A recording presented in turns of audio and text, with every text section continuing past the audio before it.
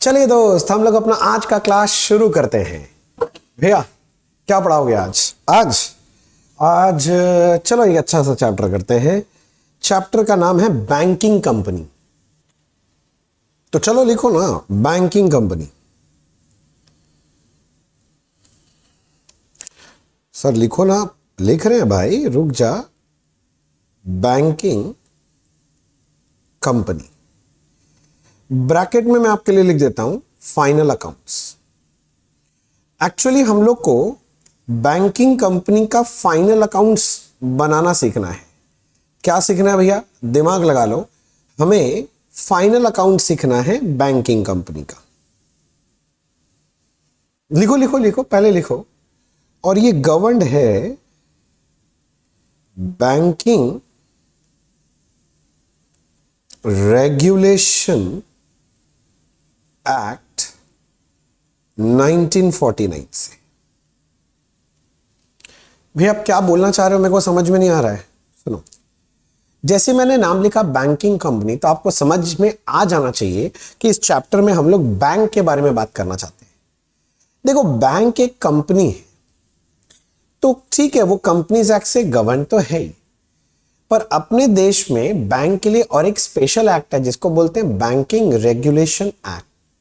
क्योंकि इसके लिए एक स्पेशल एक्ट है, बैंकिंग एक स्पेशल कंपनी है, तो इसके कुछ अकाउंट्स बनाने के हिसाब किताब में थोड़ा सा अलग बात है।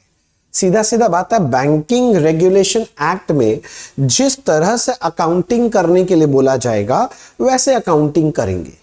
फॉर एग्जाम्पल मैं बताता हूं, जैसे कंपनीज एक्ट में जो बैलेंस शीट बनता है उसका एक फॉर्मेट दिया शेड्यूल 3 के हिसाब से, किंतु बैंकिंग कंपनी के केस में शेड्यूल 3 अप्लाई नहीं होता है, बैंकिंग रेगुलेशन एक्ट अप्लाई होता है। तो यहां जो फॉर्मेट दिया है वो यूज करना पड़ेगा। ऐसे कई सारा चर्चा है, पर हमें ना मेन फाइनल अकाउंट्स में जाने से पहले छोटा छोटा कुछ चर्चा कर लेना पड़ेगा। जब वो मैं चर्चा कर लूंगा और उसके बाद फाइनल अकाउंट समझाऊंगा, तब आपको समझ में आएगा। तो अभी आप मेरे साथ बने रहिए, अच्छे से ध्यान से सुनिएगा सर। थ्योरी प्रैक्टिकल सारा बात करेंगे और इस चैप्टर को एकदम बढ़िया से करते हैं सर, क्योंकि इससे अच्छा खासा क्वेश्चन पूछता है। हाँ ठीक है सर, अब बताओ सर, बताओ ये बैंक का मतलब क्या है? पहले बात करो। जब मैं बोलता हूं बैंक, बैंक का काम क्या है? भैया बैंक का काम, भैया सुनिए ना, हम लोग ना बैंक में पैसा जमा करते हैं। तो हम लोग डिपॉजिट करते हैं बैंक में पैसा। हम लोग जो डिपॉजिट करते हैं बैंक में, याद करो कैसे डिपॉजिट करते हैं। एक सेविंग बैंक खुलवाता है तुम लोग, तो सेविंग्स बैंक खुलाता है तो उसको बोलते हैं सेविंग डिपॉजिट। सर ये लिखना है? नहीं, पहले सुनो, मैं लिखा दूंगा। सेविंग डिपॉजिट बोलते हैं। एक वो करेंट अकाउंट खुलता है, तुमको पता होगा, बिजनेस वाला लोग करेंट अकाउंट खुलाता है तो उसको बोलते हैं क्या चीज? Current deposit. और एक होता है वो फिक्स डिपॉजिट बनवाते हैं बैंक के साथ, फिक्स डिपॉजिट एफडी बोलते हैं ना, एफडी, तो एफडी बनवाते हैं। तो जब ये सब हम बैंक में जाके खाता खोलते हैं, पैसा जमा करते हैं, तो बात समझो, तो बैंक को ये पैसा मिलता है, बैंक को ये पैसा मिला, बैंक को ये पैसा मिलता है, तो बैंक मेरे को इस पे इंटरेस्ट देता है ना। करेक्ट सर, बैंक पे करता है हमें इंटरेस्ट इस पे। अब बैंक क्या करता है, ये पैसा हमसे लेके बैंक इसको बाजार में इन्वेस्ट कर देता है। इन्वेस्ट कर देता है मतलब अलग अलग लोग जिनको पैसा चाहिए होता है उनको उधार पे देता है। कैसे देता है भैया बैंक? आप सुनेंगे, बैंक आपको ओवरड्राफ्ट फैसिलिटी देता है, ओवरड्राफ्ट के रूप में दे देता है। वो कैश क्रेडिट होता है तो बैंक कैश क्रेडिट फैसिलिटी देता है। अपने लोग को बैंक लोन भी देता है, लोन लेते हो बैंक से जाके, और वो बिल डिस्काउंट वगैरह कराते हो तो ये भी बैंक करता है, फैसिलिटी देता है। तो ये जो पैसा बाजार से बैंक उठाया ना सर, यहां से डिपॉजिट से, ये पैसा यहां पर अप्लाई कर देता है। मतलब बैंक का ये सोर्स है पैसा आने का, और यही पैसा को ये यहां पर अप्लाई कर देता है। क्या होता है, बैंक हमसे ये जो पैसा लेता है ना, इस पे बैंक ना इंटरेस्ट पे करता है। इस पे बैंक इंटरेस्ट हमको पे करता है, बैंक पे करता तो हमको मिलता है। और ऐसे ये सारा जो है ना, जहां पैसा अप्लाई करता है, बैंक उधार दे रहा है बाजार में, तो उस पे बैंक इंटरेस्ट रिसीव करता है। तो भैया सुनिए ना, एक तरफ पे कर दिया, एक तरफ से बैंक को क्या फायदा होता है? अरे यही तो बिजनेस है। बैंक क्या करता है, जब इंटरेस्ट पे करता है ना, थोड़ा कम देता है। मान लो हम लोग को 4% देगा, और तुम वही पैसा जब बैंक से लोन लेने जाएगा, बैंक तुमको 10% पे देगा। तो डिफरेंस का पैसा जो है ना, वो बैंक का कमाई है। तो मोटा मोटा बात क्या होता है, बैंक बाजार से पैसा उठाता है डिपॉजिट्स के रूप में। इसको बोलते हैं हम लोग, क्या बोलते हैं भैया, इसको डिपॉजिट्स बोलते हैं, डिपॉजिट्स। तो बैंक के लिए सोर्स ऑफ फंड है, यहां से पैसा आता है और इन सारे डिपॉजिट्स पे बैंक इंटरेस्ट पे करता है। क्या पे करता है, इंटरेस्ट पे करता है। और यही पैसा जो मिला है बैंक बाजार में अप्लाई करता है, इसको बोलते हैं एप्लीकेशन ऑफ फंड। ये जो है ना एप्लीकेशन कैसे होता है बाजार में, या तो ओवरड्राफ्ट हो गया, तो cash credit, loan, bill discounted, यही 4 तरीका से बैंक पैसा देता है बाजार में। तो इसको हम लोग बोलते हैं टुगेदर, हम लोग इसको बोलते हैं एडवांस, बोलते हैं एडवांस। और इस पे बैंक को इंटरेस्ट मिलता है और नेट बैंक का ये कमाई है। अच्छा अच्छा अच्छा अच्छा, हाँ। अच्छा एक चीज सोचो, जरा सा एक चीज सोचो, ये जो डिपॉजिट है बैंक के लिए एसेट है कि लाइबिलिटी? भैया हम लोग बैंक में पैसा जमा किए तो बैंक इज लाइबल टू पे अस मनी। सर बैंक के लिए लाइबिलिटी है, वेरी गुड। ये डिपॉजिट बैंक के लिए लाइबिलिटी होता है। मैं जमा किया मेरे लिए एसेट है, किंतु बैंक के लिए तो लाइबिलिटी हो गया, बैंक के व्यू पॉइंट से सोचो। और ये जो एडवांसेस है, सोचो एसेट है कि लाइबिलिटी है? भैया एडवांस, बैंक ने पैसा दिया, बैंक को ये मिलेगा, रिसीवेबल, एसेट। भैया एसेट है ये, हाँ। तो बैंक के लिए एडवांस एसेट होता है। और मेरा बात सुनो, ये जो एडवांस में चिल्ला रहा हूं ना, यही बैंक के लिए सबसे बड़ा एसेट है। इस चैप्टर में मैं जब भी मेरे मुंह से एसेट निकलता है, तुम समझ जाना एडवांस बोलता हूं। एडवांस को ही मैं एसेट भी बोलते हैं हम लोग, ठीक है ना। तो सीधा बात है कि बैंक डिपॉजिट लेता है, उस पर इंटरेस्ट पे कर देता है, और ये जो डिपॉजिट लिया ये पैसा वो एडवांस कर देता है बाजार में, और उस पर वो इंटरेस्ट रिसीव करता है, नेट उसका इनकम है। बैंक का यही मेन बिजनेस है एक्चुअली। जब बैंक फॉर्म हुआ था ना, देखो ना, ये एक्ट कब बना था, 1949, तब बैंक बस यही काम करता था। हाँ, आज के प्रेजेंट सिनेरियो में बैंक और बहुत सारा सर्विस देने लग गया है। हाँ, जैसे कि अगर आपको शेयर खरीद बिक्री करना है तो डीमैट अकाउंट खोलना है, बैंक खुलवा देता है। आपको कोई इंश्योरेंस लेना है, बैंक दिला देता है। आपको कहीं इन्वेस्ट करना है, कोई म्यूचुअल फंड में, बॉन्ड्स में, बैंक उस पर हेल्प कर देता है। बैंक बहुत सारा सर्विस देने लग गया, किंतु पहले तो यही सर्विस को लेके चालू हुआ था।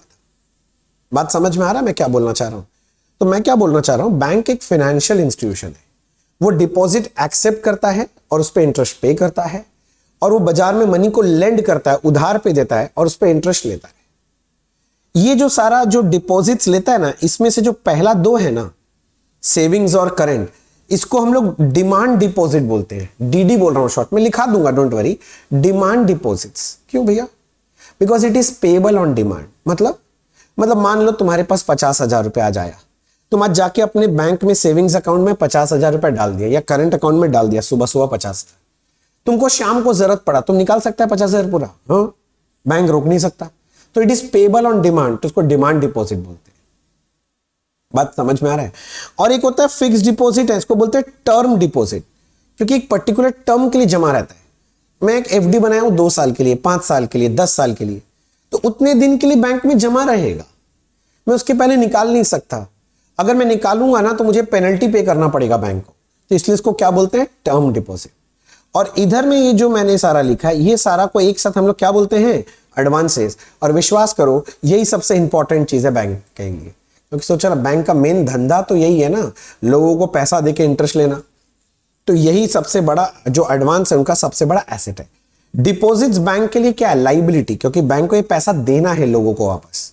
किंतु जो एडवांस है वो पैसा लेना है लोगों से, तो एडवांस उसके लिए क्या हो जाता है, एसेट्स हो जाता है। बोलो बात समझ में आता है? तो मोटा मोटा मैंने अभी जितना बात बोला ना, मैं एक काम करता हूं, एक छोटा सा नोटिंग करवा देता हूं, नहीं तो आपको याद नहीं रहेगा। टाइम दो सर, धीरे धीरे मैं पूरा का पूरा सामने रख दूंगा सर, खोल के आपके सामने, A to Z सारा बात हम खोल के सामने रख देंगे सर। बात समझ में आया? हाँ भैया ठीक है। तो ठीक है, लिखो मेरे साथ साथ। आप पहले लिखो सर, 2-4 लाइन लिखो तो अच्छा रहेगा। इसमें लिखे सबसे पहले concept number 1, that is meaning and types of bank in India. सब मीनिंग तो बता दिया, टाइप्स ऑफ बैंक बात करता हूं यार, 2 मिनट रुक जाओ। अच्छा ठीक है भैया, पहले बैंक का मीनिंग लिखिए सर, क्योंकि मेरा आदत है ना, मैं जो भी चीज बोलता हूं मैं नोटिंग करा देता हूं, नहीं तो बाद में रिवीजन का टाइम में दिक्कत होगा। लिखो meaning. As per the provisions bank is a financial institution which accepts deposits on payment of interest and lends money by way of loans and advances on interest। Free में थोड़ी ना देता है, हाँ इंटरेस्ट लेता है, इंटरेस्ट। अच्छा जी sir, आगे लिखिए। The following table may be considered for sources and application of fund for a bank। एक टेबल बना देते हैं आपके लिए कि बैंक के पास पैसा आता कहां से, सोर्स क्या है, वही डिपॉजिट जो बात कर रहा था, और एप्लीकेशन क्या है, वही एडवांसेस जो बात कर रहा था। तो मैं एक टेबल बना ही देता हूं आपके लिए, आप ऐसे बना लो एक टेबल से, बनाओ, आधे आधे बांट लो, आधे आधे।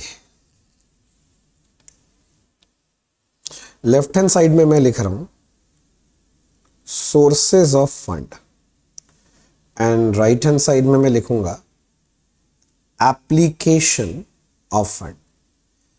साथ साथ लिख लो सर, नोटिंग कर लोगे ना तो अच्छा रहेगा, रिवीजन कर पाओगे। भैया क्या बोले थे, भूल नहीं जाओगे, भूल जाओगे तो देख लो एक बार। सोर्स में कहां कहां से आते हैं हमने बात किया। पहला एक बोला था सेविंग्स डिपॉजिट, सेविंग्स डिपॉजिट्स होते हैं। उसके बाद होता है करंट डिपॉजिट, जो तुम लोग करंट अकाउंट खुलवाता है बैंक में। बिजनेस वाला लोग को तो यही अकाउंट मिलता है। और एक तो होता है फिक्स्ड डिपॉजिट, फिक्स्ड डिपॉजिट। इन सब सारे डिपॉजिट को जोड़ के हम लोग ये बोलते हैं ये मेरा टोटल डिपॉजिट है, टोटल डिपॉजिट्स है। इन दोनों को मिला के हम लोग बोलते हैं ये मेरा डिमांड डिपॉजिट है, और ये फिक्स्ड डिपॉजिट को हम लोग क्या बोलते हैं, टर्म डिपॉजिट। जैसे मैं लिख रहा हूं वैसे लिखो पूरा, छोड़ना नहीं सर, यही फायदे का चीज है। अच्छा, टोटल डिपॉजिट में ऐसे एरो लगाओ और लिखो this deposits should be considered as, बोल एसेट है कि लाइबिलिटी है बैंक के लिए? Very good, liability for bank. Bank के लिए लाइबिलिटी बन गया ना भाई, बैंक ने डिपॉजिट एक्सेप्ट किया है, ये पैसा वापस देना है बैंक को, तो बैंक के पॉइंट ऑफ व्यू से क्या बन जाएगा, लाइबिलिटी। ये पैसा जो डिपॉजिट के रूप में बैंक ने लिया, उसको बाजार में उधार में देता है बैंक, अलग अलग नाम से देता है। जैसे क्या क्या सर्विस प्रोवाइड करता है, एक हो गया ओवरड्राफ्ट फैसिलिटी देता है बैंक, उसके बाद एक दे देता है तुम्हारा वो कैश क्रेडिट फैसिलिटी देता है। और क्या देता है बैंक, लोन दे देता है, लोन बिल डिस्काउंटिंग के रूप में देता है, और एक होता है bill discounting.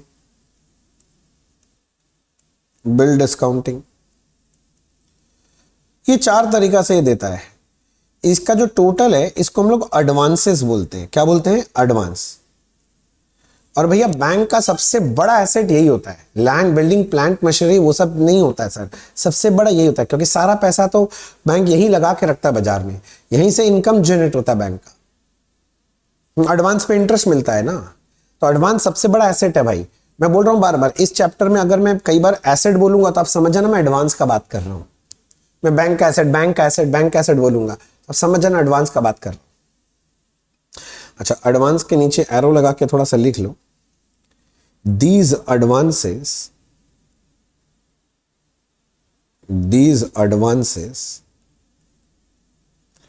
should be considered as asset for bank। Bank के लिए एसेट है भाई साहब। लो जी, नोटिंग कर लो सर यहां तक जल्दी से। देखना है कौन सा बच्चा सबसे तेज नोटिंग करता है। हो गया भैया, हो गया भैया, हो गया, हो गया ना, वेरी गुड। मैं आगे बढ़ता हूं। नहीं हुआ भैया, नहीं हुआ, पॉज करके लिख लो। आप वीडियो के मालिक हो, आप जब इच्छा मेरे को पॉज कर सकते हो। भूल गए क्या? मैं याद दिला दिया। ओह ठीक है सर। अब मैं एक बात कर रहा हूं, देखो मीनिंग तो गया, टाइप्स ऑफ बैंक। देखिए ये अगर मैं नहीं भी करूं तो कोई फर्क नहीं पड़ता है, बस बुक में दिया हुआ है इसलिए मैं नाम बता दे रहा हूं। इसे अभी टाइप्स ऑफ बैंक का जो बेसिक्स है, ये सारा चीज बच्चा लोग पढ़ के रखता है, वो 11-12 में आता है ना, वो क्या BST subject, business studies commerce बोलते हैं, उसमें आता है। कई बार इकोनॉमिक्स वगैरह में भी पढ़ते हो आप, तो इसका डिटेल में नहीं जाना क्योंकि एग्जाम में कभी नहीं पूछेगा। बस क्योंकि बुक में, और मेरा आदत है बुक में है तो मैं बात करता हूं, तो मैं जरूर बताऊंगा टाइप्स ऑफ बैंक, बैंक कितने तरह का होता है, ठीक है ना। तो मैं अगला हेडिंग लगाया आपके लिए, types of bank.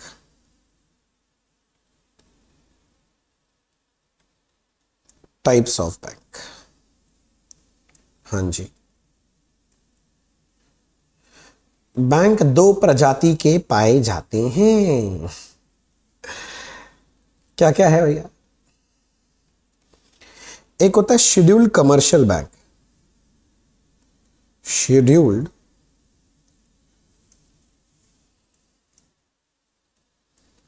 Commercial bank होता है, और एक होता है scheduled cooperative bank. Scheduled commercial bank और शेड्यूल्ड कोऑपरेटिव। सर ये क्या हो गया? शेड्यूल्ड बैंक मतलब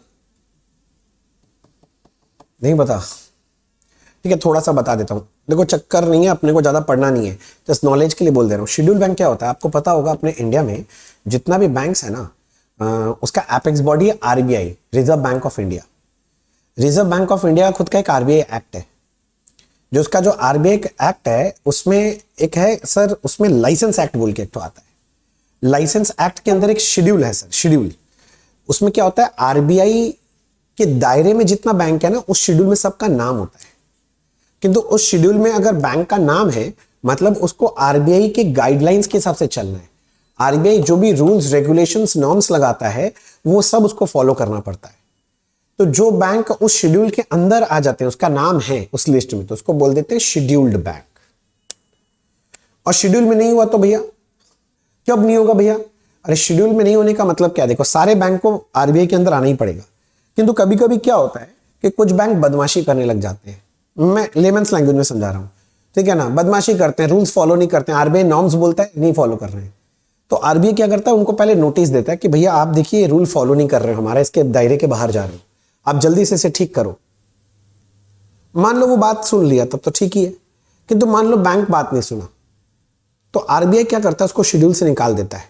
यहां तक कि RBI उस बैंक को लिक्विडेट करा के बंद ही करा देता है, इतना पावर है RBI के पास। कि तो आजकल के दिनों में ना RBI ना बैंक बंद नहीं कराता है, प्रैक्टिकल बात बोल रहा हूं। मान ले कोई बैंक अगर बदमाशी कर रहा है, नॉर्म्स पूरा नहीं कर रहा है, तो बैंक क्या करता है ना, आजकल उसको ना किसी और अच्छे बैंक के साथ मर्ज कर देता है, जिसके रूल्स रेगुलेशंस में अपने आप ही आ जाए। क्यों भैया? एक्चुअली क्या होता है, कोई भी बैंक में ना बहुत पैसा लगा होता है लोगों का, एक बैंक बंद हो जाएगा मतलब लोगों का पैसा डूब जाता है, तो इसीलिए क्या करता है, उसको मर्ज करा देता है किसी और बैंक के साथ। जैसे रिसेंट में 4-5 साल पहले एक तो मेरे को केस याद आ रहा, अभी एक बैंक हुआ करता था सेंचुरियन बैंक। वो सेंचुरियन बैंक को बैंक RBI नोटिस दिया था कि भैया आप सुधर जाओ, सुधर जाओ, सुधरा नहीं। उसको फिर मर्ज कर दिया दूसरे बैंक के साथ। होता है सर, ये सारा चीज चलता है सर ऐसे, ठीक है ना। चलो उतना नहीं जानना है, मैं तो बस ऐसे बोलने के लिए आप बोले इसलिए बोल दिया। सर भैया ये क्या है? Commercial bank. कमर्शियल वर्ड से समझो, धंधा करने के लिए। ये बैंक है, ये लोग धंधा करने के लिए, प्रॉफिट कमाने के लिए आता है, तो इसको बोलते हैं भैया ये कमर्शियल बैंक बोल देते हैं। और कोऑपरेटिव बैंक मतलब, ये कोऑपरेटिव बैंक क्या होता है ना, छोटे ग्रुप के लिए बनता है, कुछ स्पेशल कम्युनिटी के लोग मिलके ये बैंक का निर्माण करते हैं, और जितने भी बैंकिंग ट्रांजैक्शन होते हैं उनके बीच में आपस में होते रहता है, कोऑपरेटिव होता है सर, ठीक है ना। और मैं आपको एक और चीज बता दूं, हम लोग जो अभी पढ़ रहे हैं ना, ये बैंकिंग कंपनी, ये पूरा का पूरा इसका डिस्कशन चलेगा आगे से। मैं जब भी बैंक बैंक बैंक बैंक बोल के चिल्लाऊंगा, अब समझ जाना मैं शेड्यूल कमर्शियल बैंक का बात कर रहा हूं, कोऑपरेटिव बैंक का नहीं कर रहे हैं सर। हम लोग का विषय में वो नहीं है, हम लोग का जो सिलेबस है उसका कवरेज में वो नहीं है। अच्छा। अब ये जो कमर्शियल बैंक होते हैं ये भी कई तरह का होते हैं। कौन कौन से वो भी बता दूं कमर्शियल बैंक में। जैसे एक बैंक होता है जिसको बोलते हैं नेशनलाइज्ड बैंक। नेशनलाइज्ड बैंक, ये तो आप लोगों को पता ही है। ये बैंक बेसिकली क्या होता है ना, गवर्नमेंट के कंट्रोल में रहता है, पूरा गवर्नमेंट बेस्ड होता है। एग्जांपल बोलता हूं, जैसे SBI, state bank of India, PNB होता है, Punjab national bank, bank of Baroda, etcetera etcetera, बहुत सारा नेशनलाइज्ड बैंक है, ये सब मेरे से अच्छा जानते हैं। नेशनलाइज्ड बैंक, चलो मजाक में बोल रहा हूँ, देखो समझो, वो बैंक जहां पर आपको सर्विस बहुत धीरे धीरे मिलता है। अब बैंक में जाते हो, बोलते हैं अभी लिंक नहीं है, अभी प्रॉब्लम है, देख लो ये सब बैंक में होता ही है, ठीक है ना, समझ गए। अच्छा, दूसरा है प्राइवेट बैंक। नाम से समझ में आ रहा भैया प्राइवेट है, इसमें गवर्नमेंट का इन्वॉल्वमेंट नहीं रहता है। जैसे एग्जांपल दीजिए भैया, एचडीएफसी बैंक ले लो, कोटक सुना है, Kotak Mahindra, Kotak bank, Kotak Mahindra bank, etcetera etcetera. अब प्राइवेट बैंक का खासियत क्या होता है, एकदम नीट एंड क्लीन चकाचक ऑफिस बनाते हैं, काम बड़ा फास्ट होता है यहां पर। हाँ, घुसोगे मजा आ जाएगा सर। और क्या होता है सर, फॉरेन बैंक हो सकता है,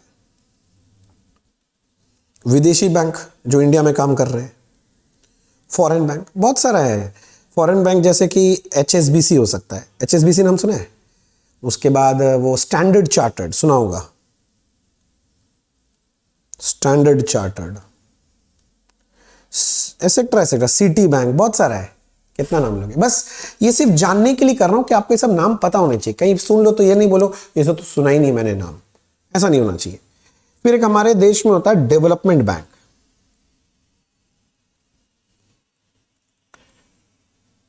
एग्जाम्पल दू, नाबार्ड सुना है बचपन में, नाबार्ड। हाँ, फुल फॉर्म नहीं लगा रहा, उतना बड़ा बड़ा फुल फॉर्म लिखाऊंगा तो पागल हो जाएगा। एक्जिम बैंक बोलते हैं, एक्सपोर्ट इंपोर्ट के लिए जो करता है, एक्जिम बैंक। और एक होता है बसलाश, that is regional rural bank. देखो रूरल से समझ में आ रहा होगा, गांव देहात का बात है, गांव में छोटा छोटा बैंक खोला जाता है, इसको रूरल बैंक बोलते हैं। इसका और एक नाम होता है, इसको हम लोग ना ग्रामीण बैंक भी बोलते हैं, ग्रामीण बैंक। ये छोटे छोटे गांव कस्बों में उनका बैंकिंग नीड्स पूरा करने के लिए बहुत छोटा होता है। हाँ, निधि बैंक, निधि बैंक, इन लोग के पास ना बहुत ये छोटा बैंक होता है, गांव में होता है। निधि मतलब स्मॉल मनी देता है। क्या होता है, गांव के लोगों का जो नीड होता है मनी का, वो छोटा छोटा होता है, तो ये लोग छोटा छोटा अमाउंट में लोन देता है, 10,000, 20,000, 30,000, ऐसे ही लोन का अमाउंट देता है। मैक्सिमम तो मैक्सिमम 50,000, उससे ऊपर देता ही नहीं है। तो ये सारे बैंक हो के टाइप्स हो गया, nationalised bank, private bank, foreign bank, development bank, regional rural bank, ये सारा हो गया। नोटिंग कर लो सर जल्दी से, बस ये नाम जानना है सर, मैं बार बार बोल रहा हूं, एग्जाम में नहीं आएगा, बस सुना हुआ है, आपको पता होना चाहिए कि ऐसे टाइप्स के बैंक होते हैं। और ये जो शेड्यूल कोऑपरेटिव है उसमें दो तरह का बैंक होता है। कौन कौन सा वो भी लिख देता हूं मैं। एक होता है स्टेट कोऑपरेटिव,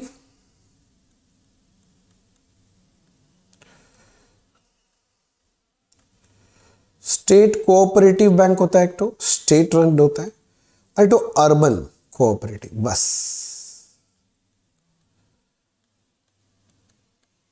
अब इसके विषय में ज्यादा डेप्थ में कोई जाने का जरूरत नहीं, बस ये नाम सुना होना चाहिए बस, कि शेड्यूल कोऑपरेटिव बैंक जो होता है वो कितने तरह, दो तरह का, एक तो स्टेट कोऑपरेटिव और एक तो अर्बन कोऑपरेटिव, बस हो गया। और शेड्यूल कमर्शियल बैंक कितने तरह का होता है? 5 तरह का होता है। बस काम खत्म हो गया सर, इतना जान लो तो मोर देन एनफ है। नोटिंग हो जाए तो बता देना, नहीं हो तो पॉज करके कर लो, क्या दिक्कत है। अब हम लोग चलने वाले हैं इस चैप्टर के सबसे इंपॉर्टेंट कॉन्सेप्ट में। वहां पर आपको पूरा एकदम पूरा कंसंट्रेशन लगाना पड़ेगा, जिससे क्वेश्चन आता ही आता है, आता ही आता है। ये वो पोर्शन है, अगर इसमें गड़बड़ हो गया तो पूरा चैप्टर गड़बड़ हो जाएगा सर आपका। तो रेडी है सुनने के लिए? बताइए ना। बताता हूं यार, लिख गया? ओके, लिखिए कॉन्सेप्ट नंबर 2। कॉन्सेप्ट नंबर 2 ये है क्लासिफिकेशन ऑफ एसेट्स। देखो मैंने वर्ड क्या लिखा है? एसेट। मतलब मैं किसका बात कर रहा हूं भैया? एडवांसेस का बात कर, हाँ एडवांसेस का बात कर रहा हूं। क्या है भैया जरा बताना तो? क्लासिफिकेशन ऑफ एसेट, क्लासिफिकेशन क्या है ये? देखो मैं क्या बता रहा हूं, सोने के लिए रेडी? इतना लिख लिया। क्या होता है जैसे कि नॉर्मल बिजनेस में, एक मिनट नहीं, 1 मिनट नहीं चाहिए, छोड़ो। मैं क्या बोल रहा था, नॉर्मल बिजनेस में आप जानते होंगे जैसे कि हम लोग कस्टमर को माल बेचते हैं तो कस्टमर से पैसा मिलने वाला होता है। तो कुछ कस्टमर कभी कभी क्या होता है, नालायक निकल जाते हैं, पैसा वैसा नहीं देते, तो उसके लिए हम लोग क्या बनाते हैं? प्रोविजन नहीं बनाते। तो जब प्रोविजन बनाते हैं तो हम लोग क्या करते हैं, हम लोग के जितने भी डेटर होता है उसको ना हम लोग क्लासीफाई करते हैं ना, कि भैया ये हमारे ये डेटर है, ये वो डेटर है, वो डेटर है। आप समझ रहे हो मेरा बात? मतलब समझे नहीं भैया? ये डेटर है, वो डेटर है, मतलब ये मेरे गुड डेटर्स हैं, ये मेरे डाउटफुल डेटर्स हैं, ये मेरे बैड डेटर्स। क्लासीफाई करते हैं, फिर ना प्रोविजन बनाते हैं। तो वैसे ही यहां पर बोलता है कि आपके जितने भी एडवांसेस हैं उसके लिए प्रोविजन बनाना पड़ेगा। बट प्रोविजन बनाने से पहले आपको एसेट को क्लासिफाई करना पड़ेगा। क्यों? जिससे पता चल सके कि प्रोविजन बनाना भी है कि नहीं बनाना है, और बनाना है तो कितना बनाना है, इसके बेसिस में है। ये कैसे होता है मैं आपको समझाता हूं। मैं पहले एक छोटा सा चार्ट बना रहा हूं, आप मेरे साथ बना लो, फिर मैं इसको एक्सप्लेन करूंगा। ठीक है? तो चलो मेरे साथ आप लिखो ऐसे। ये जो एडवांसेस होते हैं, जो भी आपके एडवांसेस हैं उसको क्लासिफाई कर रहे हैं। मेरे साथ साथ चार्ट बनाओ, मैं पूरा समझाऊंगा बच्चे, बहुत बढ़िया चीज है। यही सब कुछ है इस चैप्टर का, करता धरता। आओ, एडवांसेस में एक बोलते हैं परफॉर्मिंग एसेट। परफॉर्मिंग एसेट को हम लोग स्टैंडर्ड एसेट भी बोलते हैं। सर वो क्या होता है? मैं बताऊंगा, रुक जाओ। ये सब वर्ड शायद आप सुनेंगे, आजकल न्यूज़ में काफी चलता है। हाँ, और एक होता है नॉन परफॉर्मिंग एसेट। हाँ, बाजार में इसको एनपीए नाम से बहुत प्रचलित है। एनपीए चलता है ये वाला नाम बहुत ज्यादा। अब ये जो नॉन परफॉर्मिंग एसेट है ये फर्दर 3 कैटेगरी में बांटा जाता है। कौन कौन सा 3 कैटेगरी सर? बताते हैं। एक होता है जिसको हम लोग बोलते हैं सब स्टैंडर्ड एनपीए, एक होता है डाउटफुल एनपीए, और एक होता है लॉस एनपीए। 3 होता है सर, 3। एक सब स्टैंडर्ड एनपीए, एक डाउटफुल एनपीए और एक लॉस एनपीए।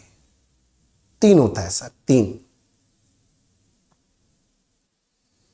हो गया सर? 3 होता है सर, 3 3 3 3 3। हाँ सर, आगे बताओ ना सर। 3 होता है, आगे बताओ। समझाऊं सर? आप पहले ये चार्ट पहले नोटिंग कर लो सर, फिर मेरे को समझाने में आसानी होगा। सर कर लिया नोटिंग सर? आपके जैसा थोड़ी ना धीरे धीरे लिखते हैं हम लोग तेज लिखते हैं सर, आपके जैसे नहीं है। अच्छा ठीक है, ठीक है यार, अगर किसी का नहीं हुआ तो पॉज करके लिख लेना यार। पॉज क्यों? सबसे अच्छा है ना, अगर मेरे को फास्ट लग रहा है तो वीडियो का स्पीड स्लो कर लो, और मैं स्लो लग रहा हूं तो वीडियो का पेस फास्ट कर लो थोड़ा सा, पता है ना। चलो ठीक है, ये सब तो पता है आपको। मैं क्या बोल रहा था, अब समझाता हूं आपको। मान लो अभी मैं बैंक हूं, ये चैप्टर बैंकिंग का, तो मैं बैंक के पॉइंट ऑफ व्यू से बात कर रहा हूं। मैं बैंक हूं, मान लो मैंने किसी आदमी को कोई लोन एडवांस दे के रखा है। तो जब लोन एडवांस दिए तो दिए, अब उससे वापस भी पैसा मिलेगा। अब पैसा लेने का अलग अलग ड्यू डेट होता है ना उसका। मान लो किसी को मैंने लोन दे दिया, अब उसे पैसा इंस्टॉलमेंट में वापस लेंगे या फिर एक बार में लेंगे, तो उसका एक डेट फिक्स कर देते हैं, भैया इतने तारीख को देना होता है। आप जानते हैं ये सब बात। तो मान लो पर्टिकुलर एक डेट आ गया यहां पर कि भैया इस तारीख को इसका ड्यू डेट है, ड्यू डेट है, ध्यान से समझना, ड्यू डेट है कि उस आदमी को पैसा देना था, हमको इस तारीख को देना था। तो हम एनपीए कब कैलकुलेट, कब देखने बैठते हैं पता है? हम लोग क्या करते हैं ना, अब ईयर का एंड आएगा 31 मार्च, हम यहां खड़े, ध्यान से सुनते रहना सर, थोड़ा सा देर, 5 मिनट दो, सब समझ में आएगा। अगर कोई आदमी अपना पैसा ड्यू डेट में दे दिया, अच्छा आदमी है, परफॉर्म कर रहा है, परफॉर्मिंग एसेट है। ये पैसा दे दिया मतलब अगर अपना वो प्रिंसिपल का पैसा हो, चाहे इंटरेस्ट या प्रिंसिपल प्लस इंटरेस्ट, कुछ भी जितना भी देना था उसको ड्यू डेट के दिन, अगर वो दे दिया तो वो परफॉर्मिंग एसेट कहलाता है। ठीक है सर।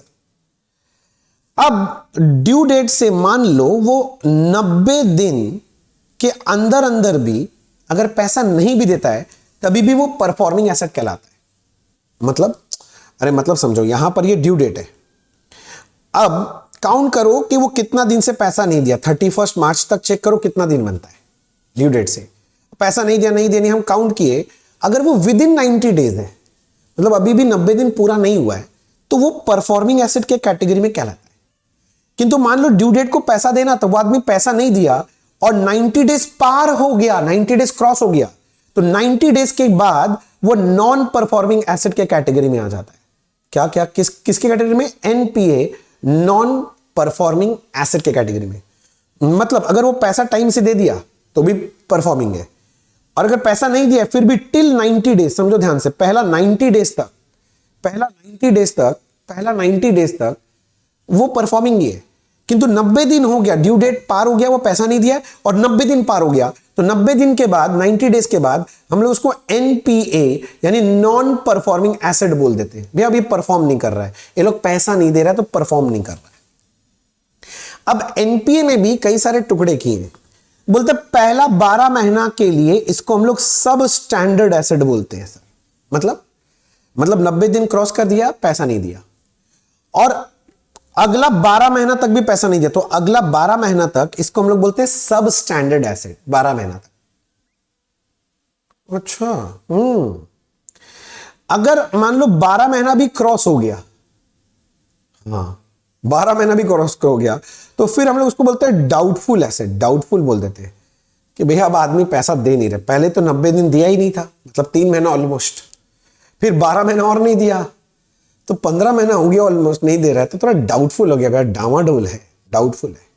भैया कितने दिन तक डाउटफुल रहेगा? डाउटफुल का कोई टाइम नहीं है, जितना भी रह सकता है। ये अब बैंक के ऊपर है कि जब तक बैंक को उम्मीद बंधा है कि उससे पैसा मिल जाएगा, तब तक वो डाउटफुल है। उम्मीद बंधा है कि नहीं, किंतु जिस दिन उम्मीद खत्म, बैंक बोलता भैया अब नहीं मिलेगा, मान लो आदमी मर गया, अब नहीं मिलेगा, तो फिर उसको हम लोग बोल देते हैं loss asset.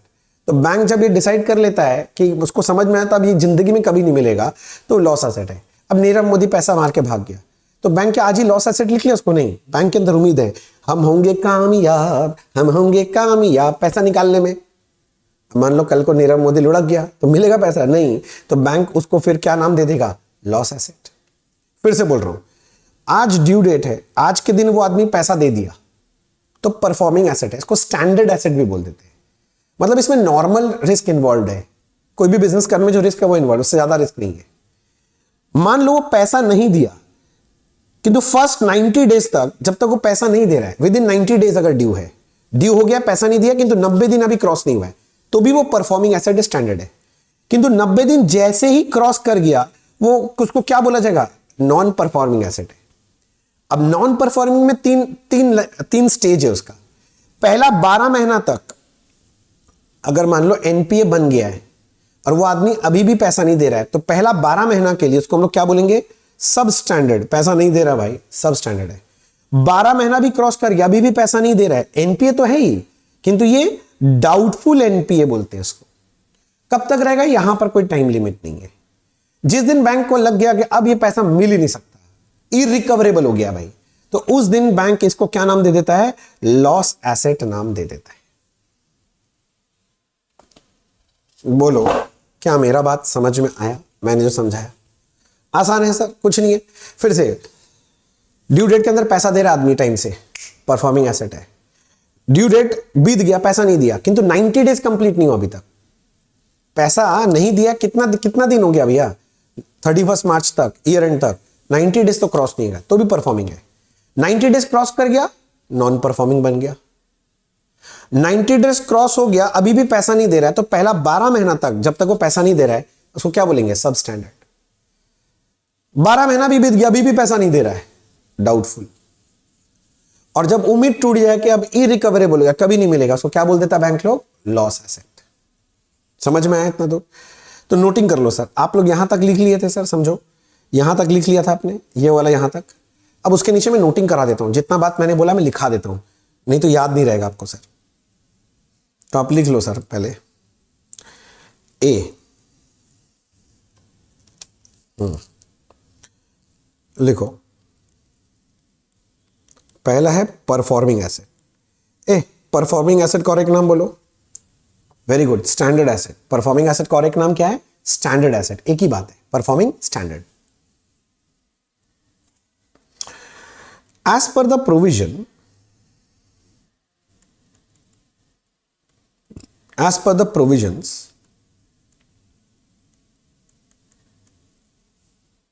performing assets are also known as standard assets. If any account is not overdue, not overdue मतलब पैसा दे रहा है, ड्यू नहीं हुआ है, ड्यू डेट पार नहीं हुआ है, ड्यू डेट के अंदर वो पैसा दे रहा है, ओवरड्यू नहीं है। या फिर इज ओवरड्यू, ओवरड्यू हो गया, ड्यू डेट पार हो गया, पैसा नहीं दिया है, कब तक, but not for more then 90 days, comma, then such balance should be considered as a performing asset। वही बात कि या तो ओवरड्यू हुआ ही नहीं है, ड्यू डेट के अंदर पैसा दे रहा है, या ओवरड्यू हो गया है, ड्यू डेट पार हो गया, पैसा नहीं दे रहा है वो आदमी, किंतु 90 दिन क्रॉस नहीं हुआ है, तो उसको क्या बोलेंगे, परफॉर्मिंग एसेट या फिर स्टैंडर्ड एसेट। तो भैया फिर एनपीए कौन है, मतलब non performing asset. Non performing asset, ये लिखो, if any account remains overdue for more than, बोल कितना days, very good, 90 days, then it should be considered as NPA. We can classify NPA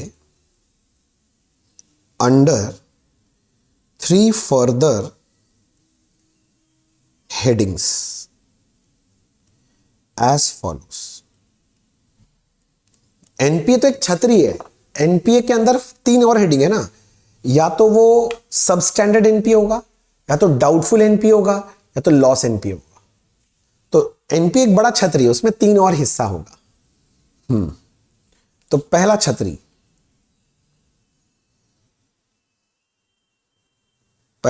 number 1 क्या बोलते हैं? सब स्टैंडर्ड। सब standard NPA. सब स्टैंडर्ड एनपीए किसको बोलेंगे भैया? एनपीए पहला 12 महीना तक, एनपीए बन गया एनपीए कैटेगरी में, पहला 12 महीना का जो जिंदगी है उसका एनपीए का जर्नी का, उसमें वो सब स्टैंडर्ड कहलाता है। क्या कहलाता है? सब स्टैंडर्ड। तो लिखो, if any NPA remains overdue up to 12 months, 12 महीना तक, up to 12 months from the date of its classification as NPA। जिस दिन एनपीए बना है उससे पहला जो 12 महीना है उसको हम लोग बोलते हैं substandard NPA. If any NPA remains overdue up to कितना दिन तक? 12 मंथ्स। कब से? From the date of its classification as NPA. NPA जिस दिन बना है उस दिन से 12 महीना तक सब स्टैंडर्ड एनपीए। ठीक है, दूसरा था डाउटफुल। तो लिखो फिर, डाउटफुल एनपीए। थोड़ा टाइम दो सर, अगर आप इसमें अगर हीरो बन गए ना सर, मेरे को टाइम लगेगा थोड़ा बताने में, क्यों कर रहा हूं क्या कर रहा हूं पूरा बताऊंगा।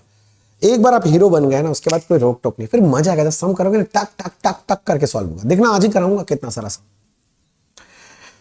डाउटफुल एनपीए, डाउटफुल क्या हो गया? If any NPA remains overdue for more than 12 months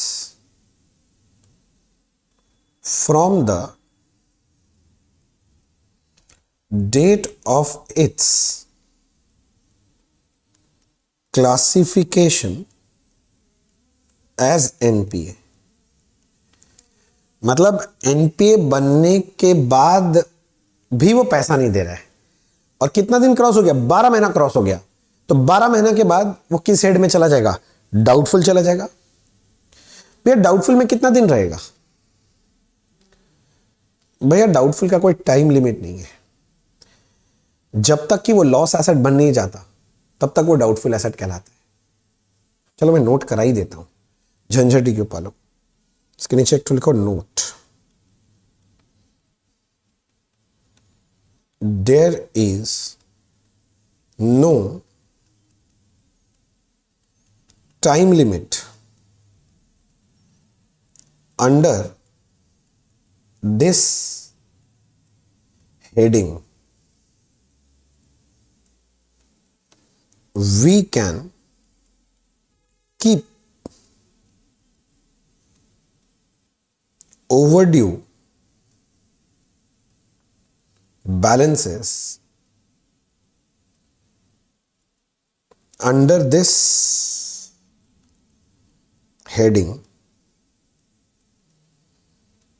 until these are classified as loss assets। There is no time limit under this heading। इस हेडिंग में कोई टाइम लिमिट ही नहीं है। We can keep overdue balance under this heading, मतलब doubtful रह सकता है, until these are classified as loss asset। जब तक इसे लॉस एसेट माना नहीं जाता तब तक इसे आप डाउटफुल के हेडिंग में रखो, कोई रोक टोक नहीं है। और तीसरा और आखिरी है लॉस एसेट। वे लॉस एसेट जिस दिन बैंक को लग जाए कि अब ये पैसा नहीं मिलने वाला, इरिकवरेबल हो गया, बैड डेट हो गया, तो उसको लॉस एसेट का नाम दे दिया जाता है। तो लिख लीजिए, if any overdue balance seems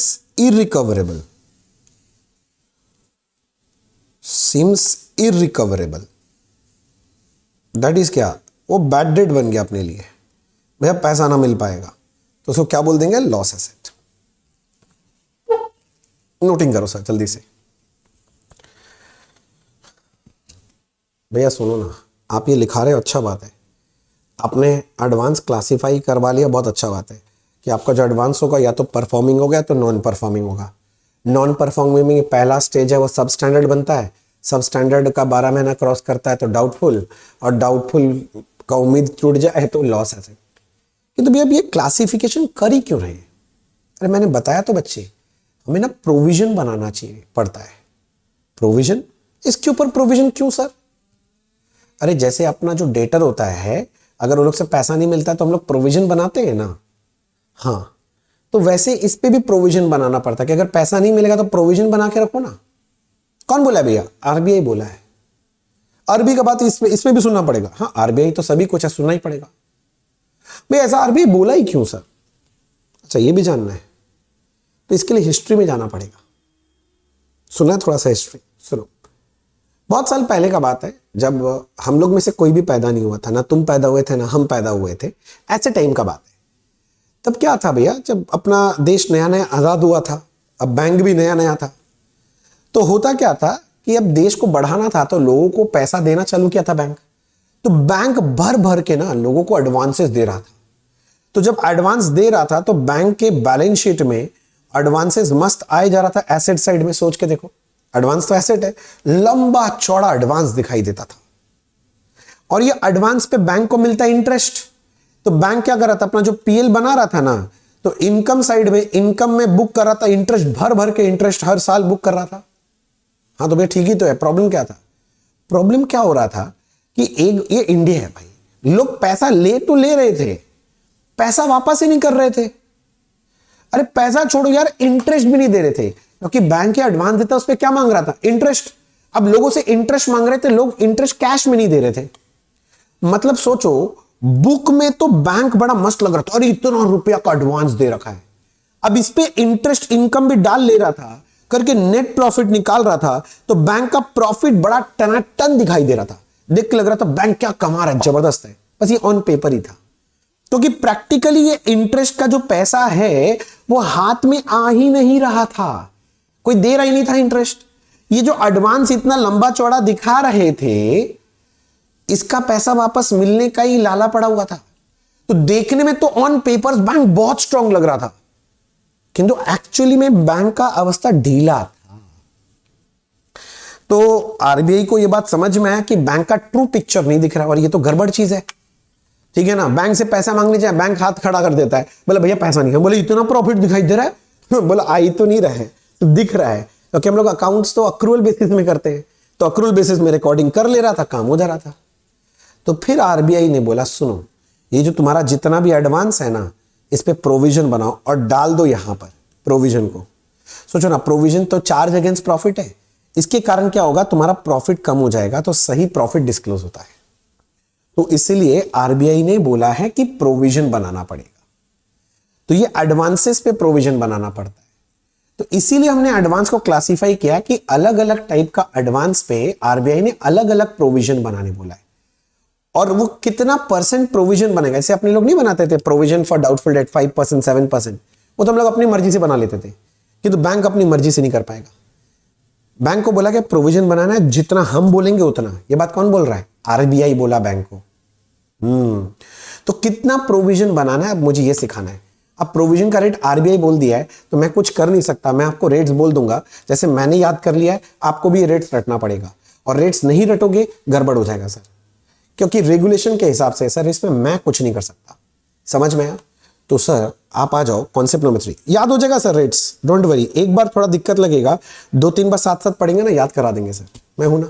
और बहुत सारा सम करेंगे तो हम याद कर लेंगे। और मजा का बात है, ये सब जो सम देता है ना, 4 मार्क्स से 6 मार्क्स तक का सम होता है। और सर अगर आपको रेट याद है ना, यू मार्क्स मिलता है, यू 2 मिनट्स में सॉल्व होता है। चलो 2 मिनट सॉल्विंग बाद में होगा, पहले आप ये लिखो, प्रोविजनिंग नॉर्म्स फॉर एसेट।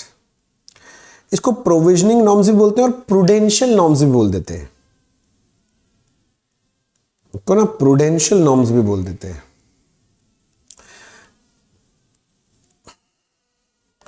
ये कौन दिया है भाई? आरबीआई का गाइडेंस है, गाइडलाइंस है। मैं लिख दिया एज पर आरबीआई गाइडलाइंस। मैं जितने रेट्स आपको दे रहा हूं ना बस उतना याद करना, क्योंकि एक्चुअली अगर आप कभी रेट्स का चार्ट देखने जाओगे ना, 4 पन्ना का रेट्स का चार्ट है, ठीक है ना। अपने लोग एग्जाम पॉइंट ऑफ व्यू से करेंगे, एग्जाम में जितने देते हैं जो अपना इंस्टीट्यूट बोला है उतना अपने पढ़ लेते हैं। पर आपको देखना हो तो आप कभी नेट में सर्च मारना, ये प्रूडेंशियल नॉर्म्स का रेट्स देखना, 4 पन्ना का चार्ट है, वो उतना याद नहीं करना है। रुको मैं आपको करवाता हूं मेरे स्टाइल में। पहले 2 लाइन लिख लो, एक काम करो, छोड़ो 2 लाइन लिखो पहले। As per the provisioning norms, banking company has to create provision against assets मतलब वही एडवांसेस as follows। अपने मन से नहीं बना सकते प्रोविजन भाई साहब, आपको बनाना पड़ेगा जो आरबीआई का गाइडलाइंस है उसके हिसाब से। मैं एक काम करता हूं, एग्जाम में जैसे सॉल्व करेंगे ना वो स्टेटमेंट फॉर्मेट में लिखा देता हूं। हम लोग ऐसे लिखते हैं एग्जाम में, statement showing calculation of provision, statement showing calculation of provision. इसमें कुछ कॉलम्स बनाऊंगा मैं। पहला बनता है मेरे लिए पर्टिकुलर्स का कॉलम, उसके बाद एक आउटस्टैंडिंग बैलेंस का कॉलम बनाते हैं, फिर है परसेंटेज ऑफ प्रोविजन का कॉलम, और एक प्रोविजन का अमाउंट का रुपीस का कॉलम बनता है। 4 कॉलम्स बनते हैं एक्चुअली।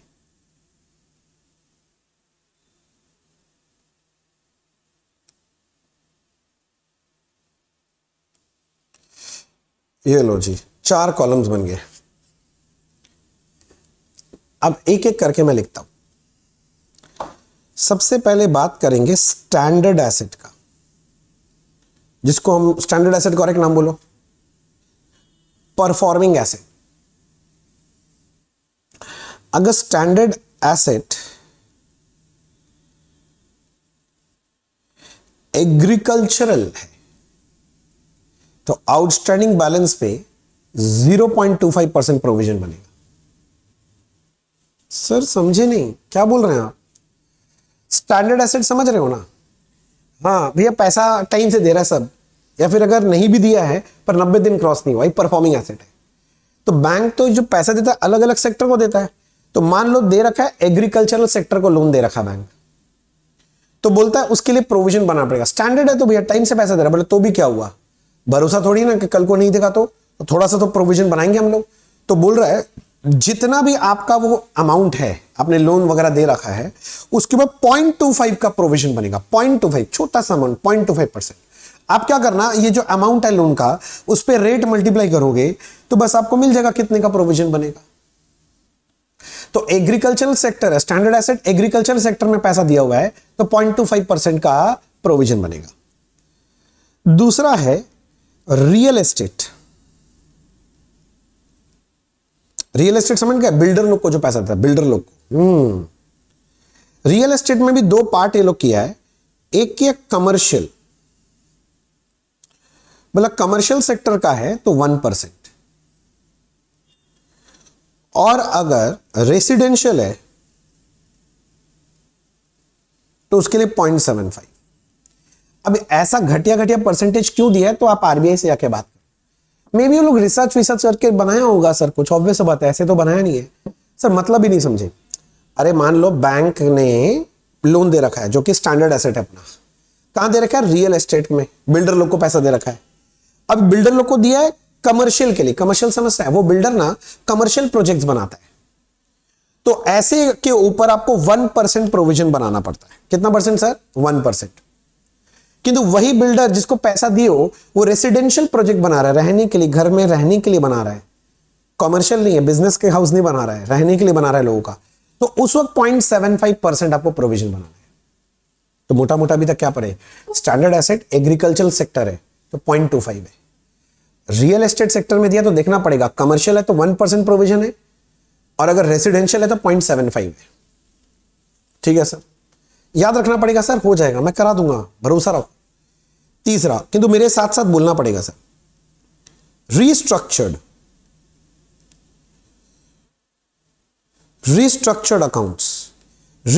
अकाउंट्स पे है 5% प्रोविजन है, 5%। पर ये रीस्ट्रक्चर्ड अकाउंट होता ही क्या है सर? ये तुमको पता ही नहीं है सर।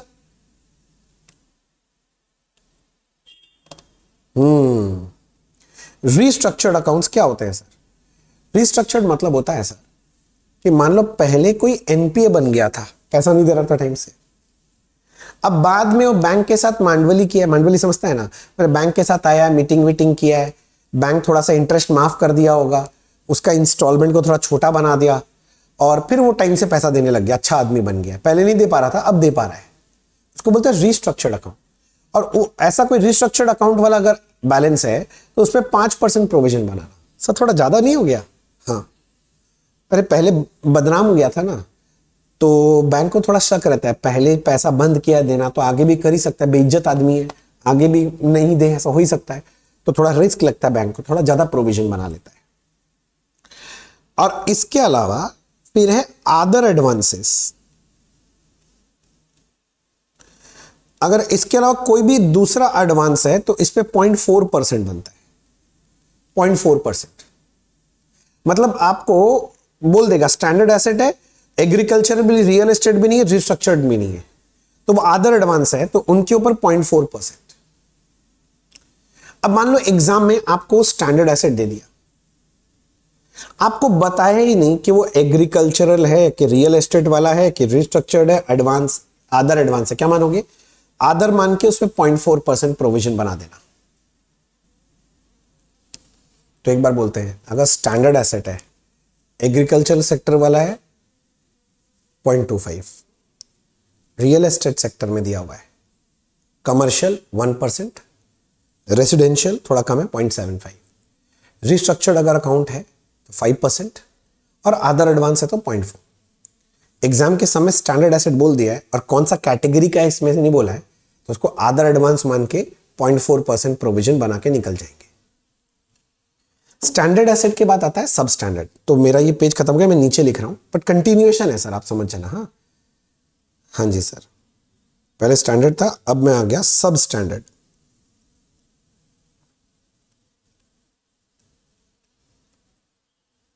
सब स्टैंडर्ड एसेट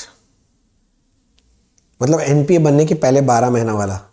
तो अगर आपके पास कोई सब स्टैंडर्ड एसेट है तो पहले आप ये चेक करो कि वो सिक्योर्ड है कि वो अनसिक्योर्ड है। क्यों सर? समझे नहीं। देख भाई, बैंक जब भी लोन वोन देता है ना सर, चेहरा देख के नहीं लेता, बैंक कुछ सिक्योरिटी लेता है सर।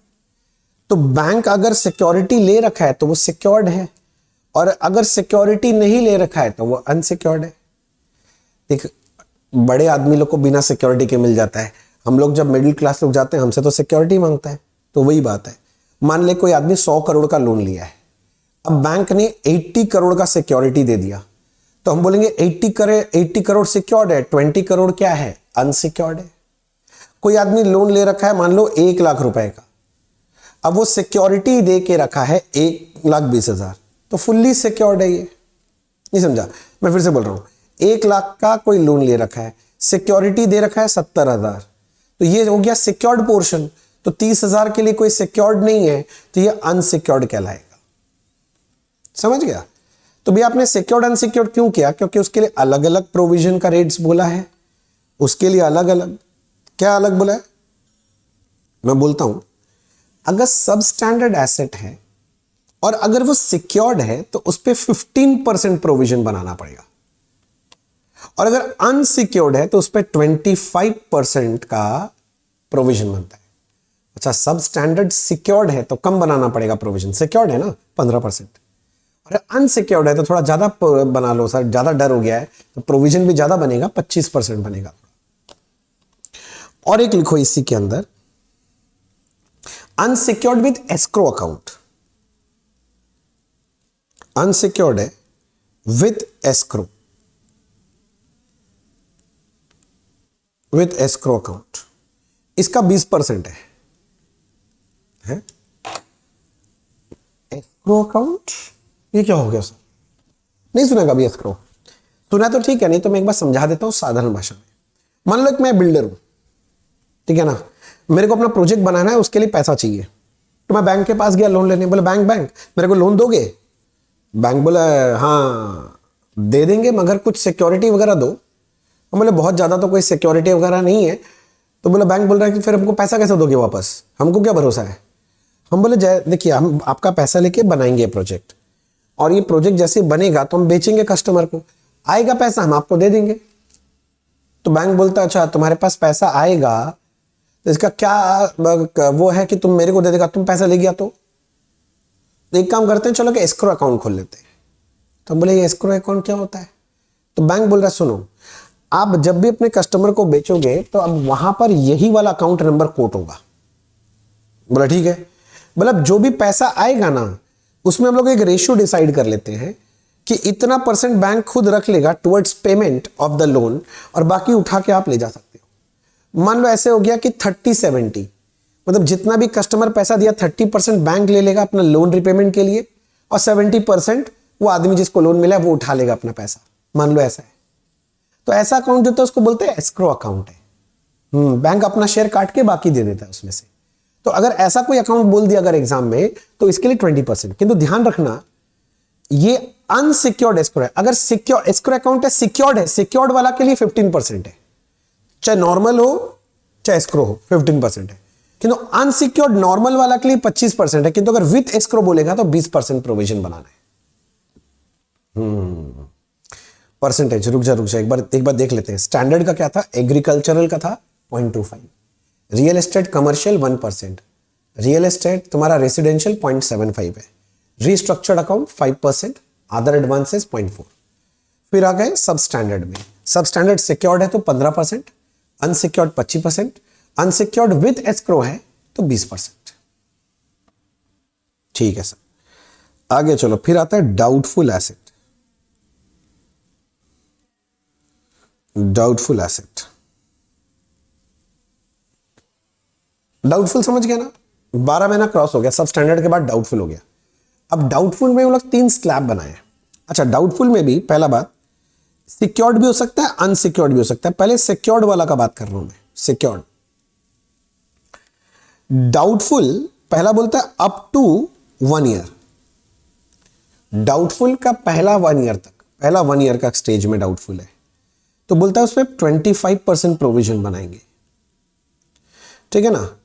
1 से लेके 3 इयर्स, मतलब मोर देन 1 नहीं, मैं ऐसे नहीं, अच्छे से लिखता हूं, ऐसे लिख देता हूं। सिक्योर्ड ही है मगर मैं बोल रहा हूं ये more than 1 and up to 3 years. अगर डाउटफुल के कैटेगरी में है पर डाउटफुल बने 1 साल से ज्यादा हो गया है, बट अप टू 3 इयर्स है, 3 साल के अंदर अंदर है, तो ऐसे केस में 40% प्रोविजन बनाना पड़ेगा। और डाउटफुल मोर देन 3 इयर्स हो गया है, मोर देन 3 इयर्स, तो बोलता है इसके लिए 100% प्रोविजन बनाओ। भाई मोर देन 3 इयर्स समझ रहे हो, पहले एनपीए का पहला 90 दिन पैसा नहीं दिया, 3 महीना समझ लो। सब स्टैंडर्ड का 1 साल का पैसा नहीं दिया, और 3 साल और बीत गया, तो मोटा मोटी 4 साल 3 महीना तक पैसा कोई आदमी नहीं दे रहा है, तो बोलता भैया थोड़ा उम्मीद कमी है, 100% प्रोविजन बनाओ। और डाउटफुल है और अगर अनसिक्योर्ड है, कोई सिक्योरिटी ही नहीं है, तो उसके लिए भी 100% बनेगा, चाहे वो 1 ईयर हो, मोर देन 1 अप टू 3 हो, चाहे मोर देन 3 हो, मतलब नहीं है। अगर अनसिक्योर्ड पोर्शन है तो 100% प्रोविजन। मतलब डाउटफुल में दो पार्ट हो गया, सिक्योर्ड और अनसिक्योर्ड। अगर अनसिक्योर्ड है तो टाइम देखने का जरूरत नहीं है, अप टू 1 है कि मोर देन 1, अप टू 3 है कि मोर देन 3, मतलब नहीं 100%। किंतु सिक्योर्ड है अप टू 1 ईयर डाउटफुल हो रखा है तो 25%, मोर देन 1 अप टू 3 है 40%, मोर देन 3 इयर्स है 100%। और इसके बाद लास्ट बच गया सर, लास्ट हो गया, एक होता है लॉस एसेट। आप खुद ही गेस कर लो कितना प्रोविजन बनेगा। लॉस मतलब जिससे पैसा नहीं मिलना है, करेक्ट, 100% प्रोविजन बनाना है, इस पे 100% प्रोविजन बनाना है। तो ये प्रोविजन बन जाएगा सर, समझ रहा है ना। और ये प्रोविजन बना लिया तो बस इसका टोटल कर लो, नहीं समझा, ये सब टोटल कर लेंगे, ये जो प्रोविजन का कॉलम है इसका टोटल कर लेंगे तो पता चल जाएगा कि इस साल के एंड में कितना प्रोविजन बनेगा। प्रोविजन कब बनाते हैं? ईयर के एंड में। तो ये मेरा टोटल प्रोविजन है which is required at the end of the year. अगर आप पूछेंगे क्या है तो मैं बोलूंगा this is the total provision required at year and. Year के एंड के में इतना प्रोविजन होना चाहिए। अब थोड़ा मोड़ा अकाउंट्स तो आता है आपको, अब इसमें से अगर मैं लेस कर दूं ओपनिंग प्रोविजन का बैलेंस, मतलब provision at the beginning of year, beginning of the year, मतलब ओपनिंग प्रोविजन हटा दिया तो जो डिफरेंस का फिगर है ये प्रोविजन पीएल में जाता है, to be transferred to current year's profit and loss account. Sir ये बात समझे नहीं सर, क्या बोलना चाह रहे हो आप? लिख लो पहले फिर मैं बता देता हूं। ऐसे सब आता है ये सब बात आपको, किंतु फिर भी मैं बता देता हूं। आप लोग बचपन में प्रोविजन फॉर बैड डेट का कहानी कर रखे हैं ना, आप लोग याद करो जो provision for bad date PL account में लिखते थे, याद है? तब कैसे लिखते थे बचपन में, याद करो, to provision for bad debt आता था, आप लोग चेक करते थे आप लोग का न्यू प्रोविजन कितना है, वहां से आप लोग क्या करते थे, ओल्ड पुराना प्रोविजन माइनस करके नेट प्रोविजन पीएल में चार्ज करते थे ना। मतलब अगर मान लो आपका न्यू प्रोविजन मान लो 1000 रुपया का है, पहले से 600 का प्रोविजन बना हुआ है, तो इस साल सिर्फ 400 का ही प्रोविजन बनाओगे ना, पीएल में डालोगे। तो वही बात लिखा है, ये टोटल प्रोविजन अपना नया प्रोविजन है जो चाहिए मुझे, और ये प्रोविजन का ओपनिंग बैलेंस, अरे पिछले साल का क्लोजिंग, पिछले साल भी प्रोविजन बनाए होंगे, पिछले साल का क्लोजिंग, इस साल का ओपनिंग है, पता कर लो कितना है। तो पहले से इतना प्रोविजन बना हुआ है 600 रुपए का, अभी मुझे 1000 का प्रोविजन चाहिए, तो एक्स्ट्रा कितना प्रोविजन बनाना है, 400, और ये कहां जाएगा, पीएल अकाउंट में। तो वही लिखा है सर। तो जब आप प्रोविजन किए तो वो टोटल प्रोविजन निकल गया ईयर एंड का, मतलब न्यू प्रोविजन। बस आपका ओल्ड प्रोविजन कोई बना हुआ है तो पता कर लो, लेस कर दो। भैया नहीं बना हुआ है अगर तो भैया कोई बात नहीं, जो टोटल प्रोविजन है वही पीएल में चला जाएगा। एक बार मैं रिपीट कर लेता हूं सर फटाफट, आप अपने कॉपी में देखते रहना सर।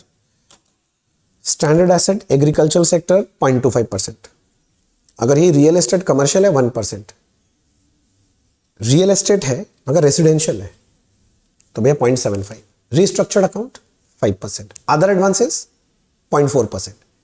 एग्जाम में सिर्फ स्टैंडर्ड एसेट बोला है, कुछ नहीं बोला है, तो अदर एडवांस मान के 0.4%। फिर सब स्टैंडर्ड एसेट में अगर सिक्योर्ड है 15%, अनसिक्योर्ड है 25%, अनसिक्योर्ड विद एस्क्रो दिया है 40%। डाउटफुल उसमें है सिक्योर्ड अनसिक्योर्ड, अगर वो अनसिक्योर्ड है तो 100%, उसमें कोई सोचना नहीं है। किंतु अगर वो सिक्योर्ड है और वो डाउटफुल अप टू 1 ईयर है तो 25%, doubtful more than 1 year but up to 3 years है तो 40%, और मोर देन 3 इयर्स है तो 100%, और लॉस एसेट है तो उस पर भी 100% प्रोविजन बनेगा। याद हो गया ना सर? हाँ, 2-3 बार देखते हो जाता है। एक लास्ट बात सर, मान लो आपको एग्जाम में ऐसे दे दिया डाउटफुल एसेट, ये आपको बोल दिया सब स्टैंडर्ड एसेट, अभी आपको बताया ही नहीं सिक्योर्ड या अनसिक्योर्ड, सिक्योर्ड या अनसिक्योर्ड या बता ही नहीं रहा, तो हम लोग हमेशा उसको सिक्योर्ड मानेंगे। लॉजिकली सोचो ना, मैं कैसे क्यों बोल रहा हूं सिक्योर्ड मानेंगे, क्योंकि प्रैक्टिकल लाइफ में जब बैंक से लोन लेने जाते हो, बैंक बिना सिक्योरिटी के पैसा देगा नहीं, एक रत्ती निया नहीं देता यार। तो इसका मतलब कुछ नहीं बोल रहा, तो हमने सिक्योरिटी दे ही रखा होगा, बैंक ने सिक्योरिटी ले ही रखा होगा, तो उसको सिक्योर्ड मान लेते हैं। तो सिक्योर्ड मान के सम को सॉल्व करना, मतलब सम में आपको ये नहीं बताए कि सब स्टैंडर्ड, डाउटफुल, ये सब जो है सिक्योर्ड है कि अनसिक्योर्ड है, तो हम लोग उसको सिक्योर्ड मान के सम को सॉल्व करेंगे। नोट लिख लो यार, तुम कौन सा याद रख लेगा, नोट लिखो, note. Note, in the absence of any specific information, in the absence of any specific information, it will be assumed that assets are secured by security। हम लोग मान लेंगे सिक्योरिटी दिया हुआ है। हो गया जी, लिख लो सर, हो सके तो इसको डब्बा बना के रख लो। डब्बा है डब्बा, अंकल का टीवी डब्बा। बॉक्स बनाने से क्या होता है ना, ये इंपॉर्टेंट नोट है, जब रिवीजन करने जाओगे तो नोट्स में बॉक्स ना दिखेगा आंख में, और आपको समझ में आ जाएगा कि ये जगह एक बार पढ़ लेना चाहिए। ऐसे उंगली बना दो कि यहां ध्यान से देखें, ध्यान से देखें लोग, ध्यान से देखा, ऐसे ऐसे ऐसे उंगली बना दो। अंगूठा नहीं है ना, अच्छा अंगूठा नहीं आ रहा, छोड़ो, अच्छा नहीं लग रहा, हाँ ऐसे ही ठीक है ना। जब तक सम नहीं करेंगे तब तक मजा नहीं आएगा, इसी टाइम का तो इंतजार कर रहे थे हम लोग, सम करेंगे सर। तो चलो बुक में जाओ, सम नंबर 5 करते हैं। पहले बुक में जाओ, सम नंबर 5 करेंगे सर, बुक में जाओ, सम नंबर 5 करेंगे। चले देखो, बुक में गए, sum number 5, question number 5, from the following information find out the amount of provision to be shown in profit and loss. PL में कितना दिखाएंगे ऑफ अ कमर्शियल बैंक। देखो कमर्शियल बैंक बोल रहा है, मैं तो बोल रही हूं हम लोग का सिलेबस में कमर्शियल बैंक ही है। देखो सबसे पहले स्टैंडर्ड एसेट बोल रहा है, स्टैंडर्ड एसेट में बोल रहा है स्टैंडर्ड, कुछ बोल रहा है स्टैंडर्ड में एग्रीकल्चरल है कि भैया रियल एस्टेट वाला है कि रिस्ट्रक्चर, कुछ नहीं बोला है। आदर, आदर मतलब इसके ऊपर 0.4 का प्रोविजन बनता है, बस।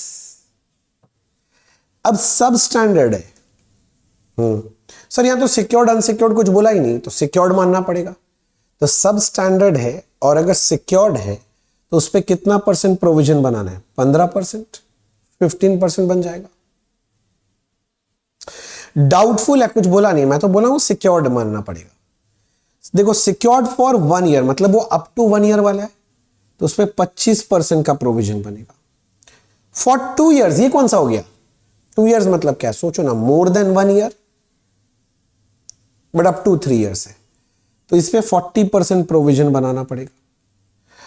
For more than 3 years 100% provision बनता है। और लॉस एसेट के लिए तो सोचना ही क्या है, इस पे प्रोविजन हमेशा ही कितना बनेगा, 100% बनेगा। समझ आ रहा है? तो चलो प्रोविजन बना के खत्म करते हैं ना, क्या दिक्कत है, और तो कुछ नहीं है इसमें ना, अगला ही सम चालू हो जा रहा है। चलो चलो चलो चलो चलो चलो चलो चलो चलो चलो, मैं चला, ये क्वेश्चन नंबर है 5, question number 5, calculation of provision, provision ही बोला है ना, कैलकुलेशन ऑफ प्रोविजन, बस मैं प्रोविजन निकाल रहा हूं। और आपको तो मैंने बता दिया, मैं एक बनाता हूं पर्टिकुलर्स का कॉलम, उसके बगल में एक रहता है आउटस्टैंडिंग बैलेंस का कॉलम, एक तो बनेगा परसेंटेज ऑफ प्रोविजन का कॉलम, और एक प्रोविजन का अमाउंट का कॉलम। बस ये 4 कॉलम का खेला है, खेला है भाई, खेला है, 4 कॉलम का खेला है। मुझे देखने तो, पहला है स्टैंडर्ड 5000, पहले मैं उठा उठा के लिख लेता हूं जो डेटा दिया है। स्टैंडर्ड एसेट, और कितना था 5000। अगला है सब स्टैंडर्ड 4000। अगला है सब स्टैंडर्ड 4000। अगला है डाउटफुल, पर इसमें 3 क्लासिफिकेशन भी है। सो डाउटफुल पहला वाला है अप टू 1 ईयर, 1 ईयर था 800। दूसरा वाला ये लोग बोला फॉर 2 ईयर्स, तो जो लोग बोला मैं भी वही लिख देता हूं, मुझे क्या जाता है फॉर 2 ईयर्स, ये था 600। और एक तो लास्ट में बोल रहा है for more than 3 years 200, more than 3 years 200, ठीक है ना। और फिर है लॉस एसेट 1000। अच्छा, लॉस एसेट 1000, तो पहले आप एडवांसेस का अमाउंट पता कर लो।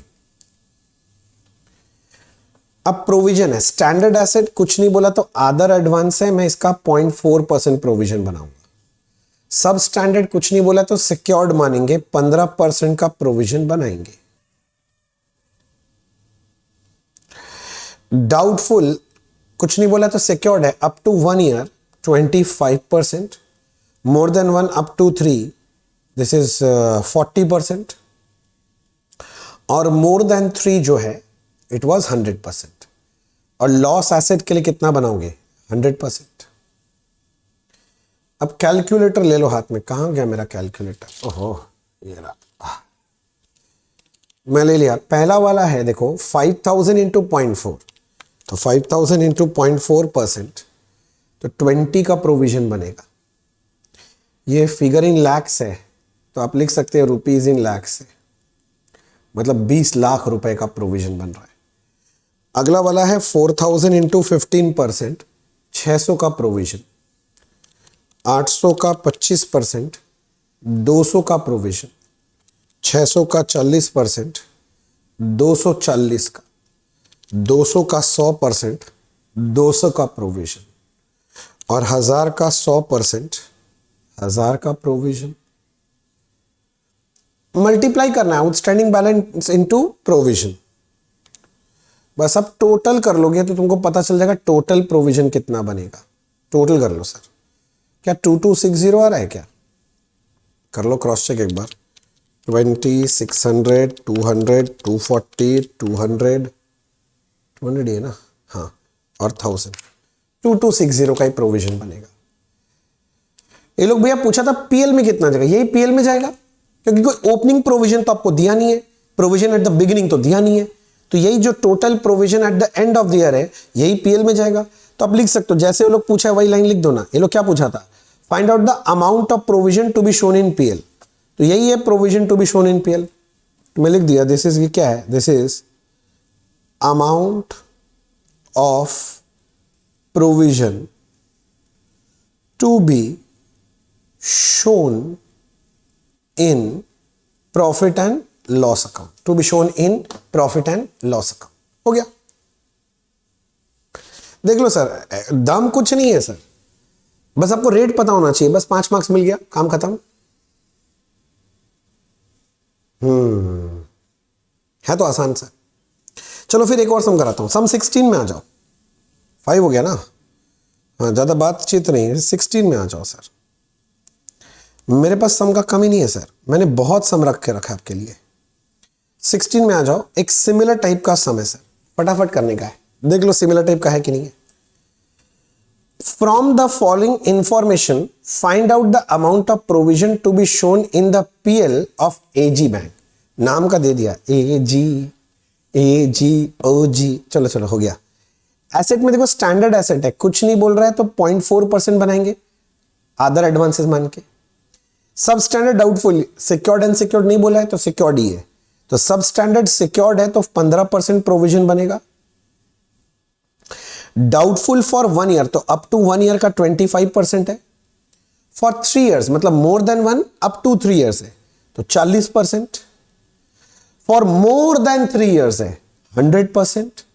और लॉस एसेट है 100%, प्रोविजन बनाओ, काम खत्म। परसेंटेज पता है तो ये सब सम यूं होता है सर, यूं सर, यूं। तो चलो कर लो यार, एक और स्टेटमेंट बना लो यार, मेरे को क्या दिक्कत है। Calculation of provision, question number 16, calculation of provision, क्या नाम था, एजी बैंक, फॉर एजी बैंक, थोड़ा स्टाइल मार दिया। चलो हाथ चलाओ सर, हाथ रोकने से नहीं चलेगा सर, हाथ चलाओ। 4 कॉलम बनाएंगे। पहला कॉलम क्या था, पर्टिकुलर्स, दूसरा है आउटस्टैंडिंग बैलेंस, तीसरा है परसेंटेज ऑफ प्रोविजन, और चौथा है प्रोविजन का अमाउंट। और यही था स्टैंडर्ड, सब स्टैंडर्ड, डाउटफुल, यही सब है। पहला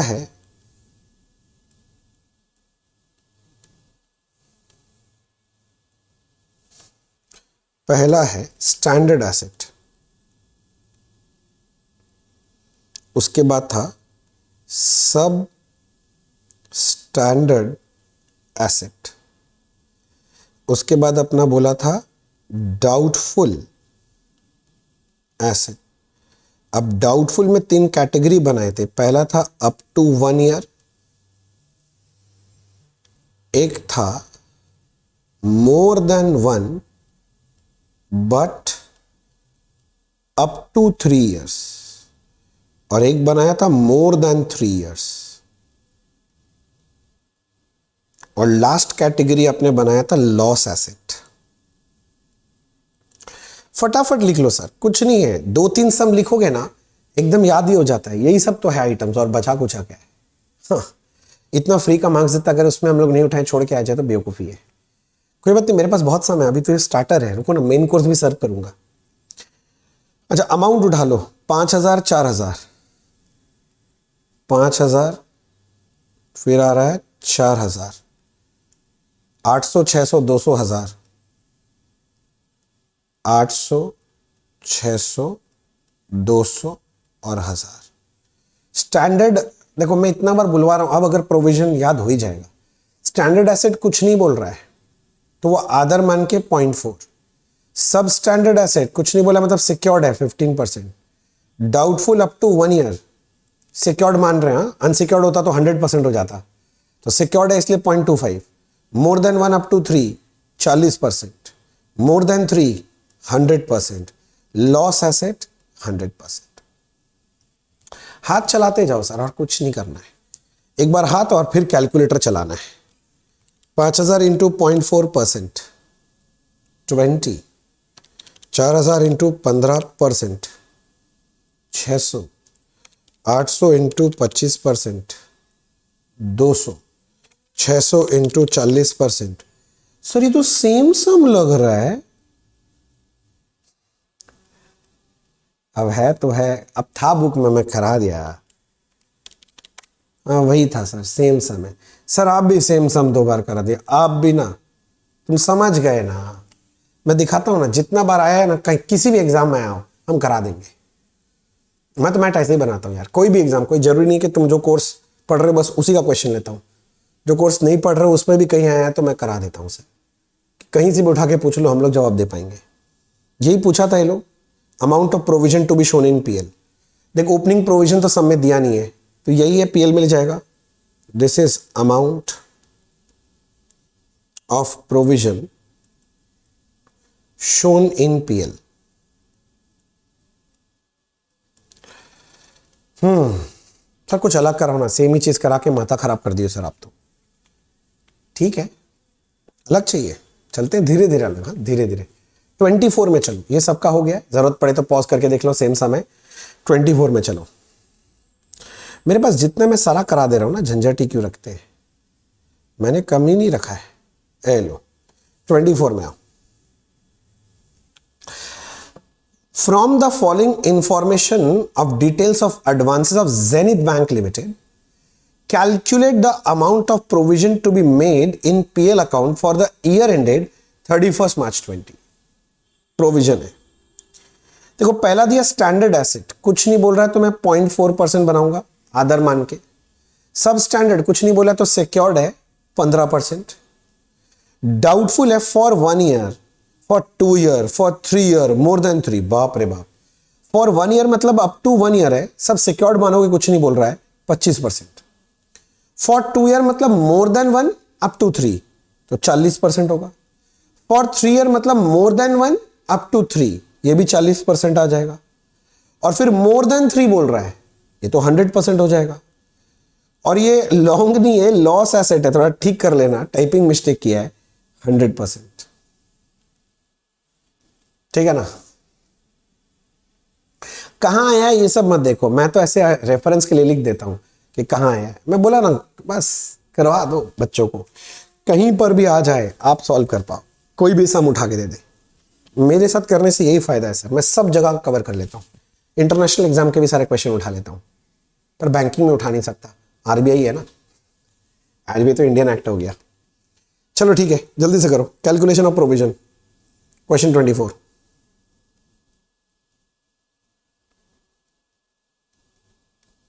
calculation of provision. Sir format वॉर्मेट सब याद करा दूंगा सर, आप टेंशन मत करो, मेरे साथ बस चलो। पहला लिखो पर्टिकुलर्स, उसके बाद आता है आउटस्टैंडिंग बैलेंस, फिर है परसेंटेज ऑफ प्रोविजन, और एक है प्रोविजन का अमाउंट। सबसे पहला स्टैंडर्ड 10,000, स्टैंडर्ड एसेट, हाँ 10,000, फिगर इन लैक्स हैं वो तुम देख लेना। सब स्टैंडर्ड 6400, सब स्टैंडर्ड लिख दो, 6400 लैक्स का है। डाउटफुल, वो लोग जैसे लिखते हैं वैसे ही लिख देते हैं, झंझट खत्म करो तो, इतना कौन स्टाइल मारेगा। फॉर 1 ईयर 3200, फॉर 1 ईयर 3200, फिर है for 2 year, for 3 year, for 2 year, for 3 year, कितना कितना अमाउंट था, 18,900, 1800, 900, more than 3 1100, for more than 3 years 1100, और लास्ट में लॉस एसेट 3000। देख के कॉपी करना है सर, और कुछ नहीं है। लॉस एसेट 3000 है, उड़ी गया, हाँ।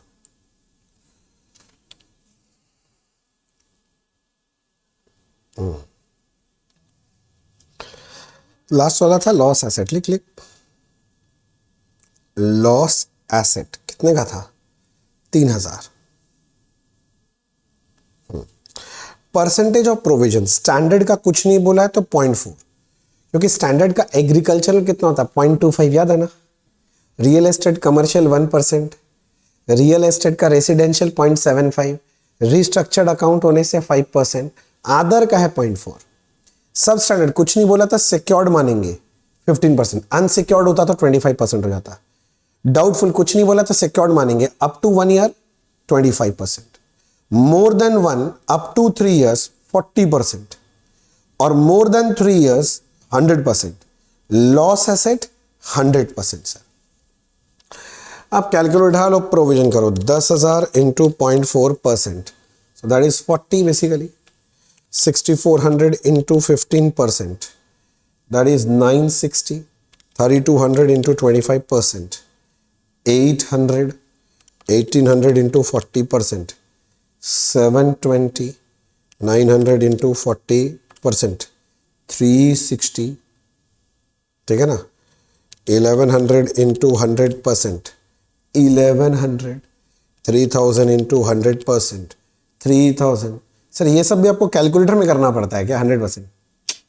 ऐसे स्टाइल गुरु स्टाइल। और ये आपका टोटल आ रहा है शायद 6980। टोटल वोटल गलत हो तो वो चेक कर लेना यार, मैं तो प्रोविजन पढ़ाने आया हूं सर आपको, और टोटल वोटल में तो आप मेरे से ज़्यादा अच्छे हो। आपसे क्वेश्चन में क्या पूछा था, वही तो पूछा था, पीएल में कितना जाएगा जेनिथ बैंक का, बस वही है। तो ये है amount to be taken to PL account of Zenith bank. Zenith bank का है सर। हाँ जी सर, ये तो आपका total provision at the end of the year हुआ है ना। इससे आप वो लेस करते थे ना provision at the beginning of the year. हाँ, तो provision at the beginning opening provision दिया नहीं है ना, इसीलिए मैं बोल रहा हूं ये पीएल में ले जाओ सर, और कोई बात नहीं है।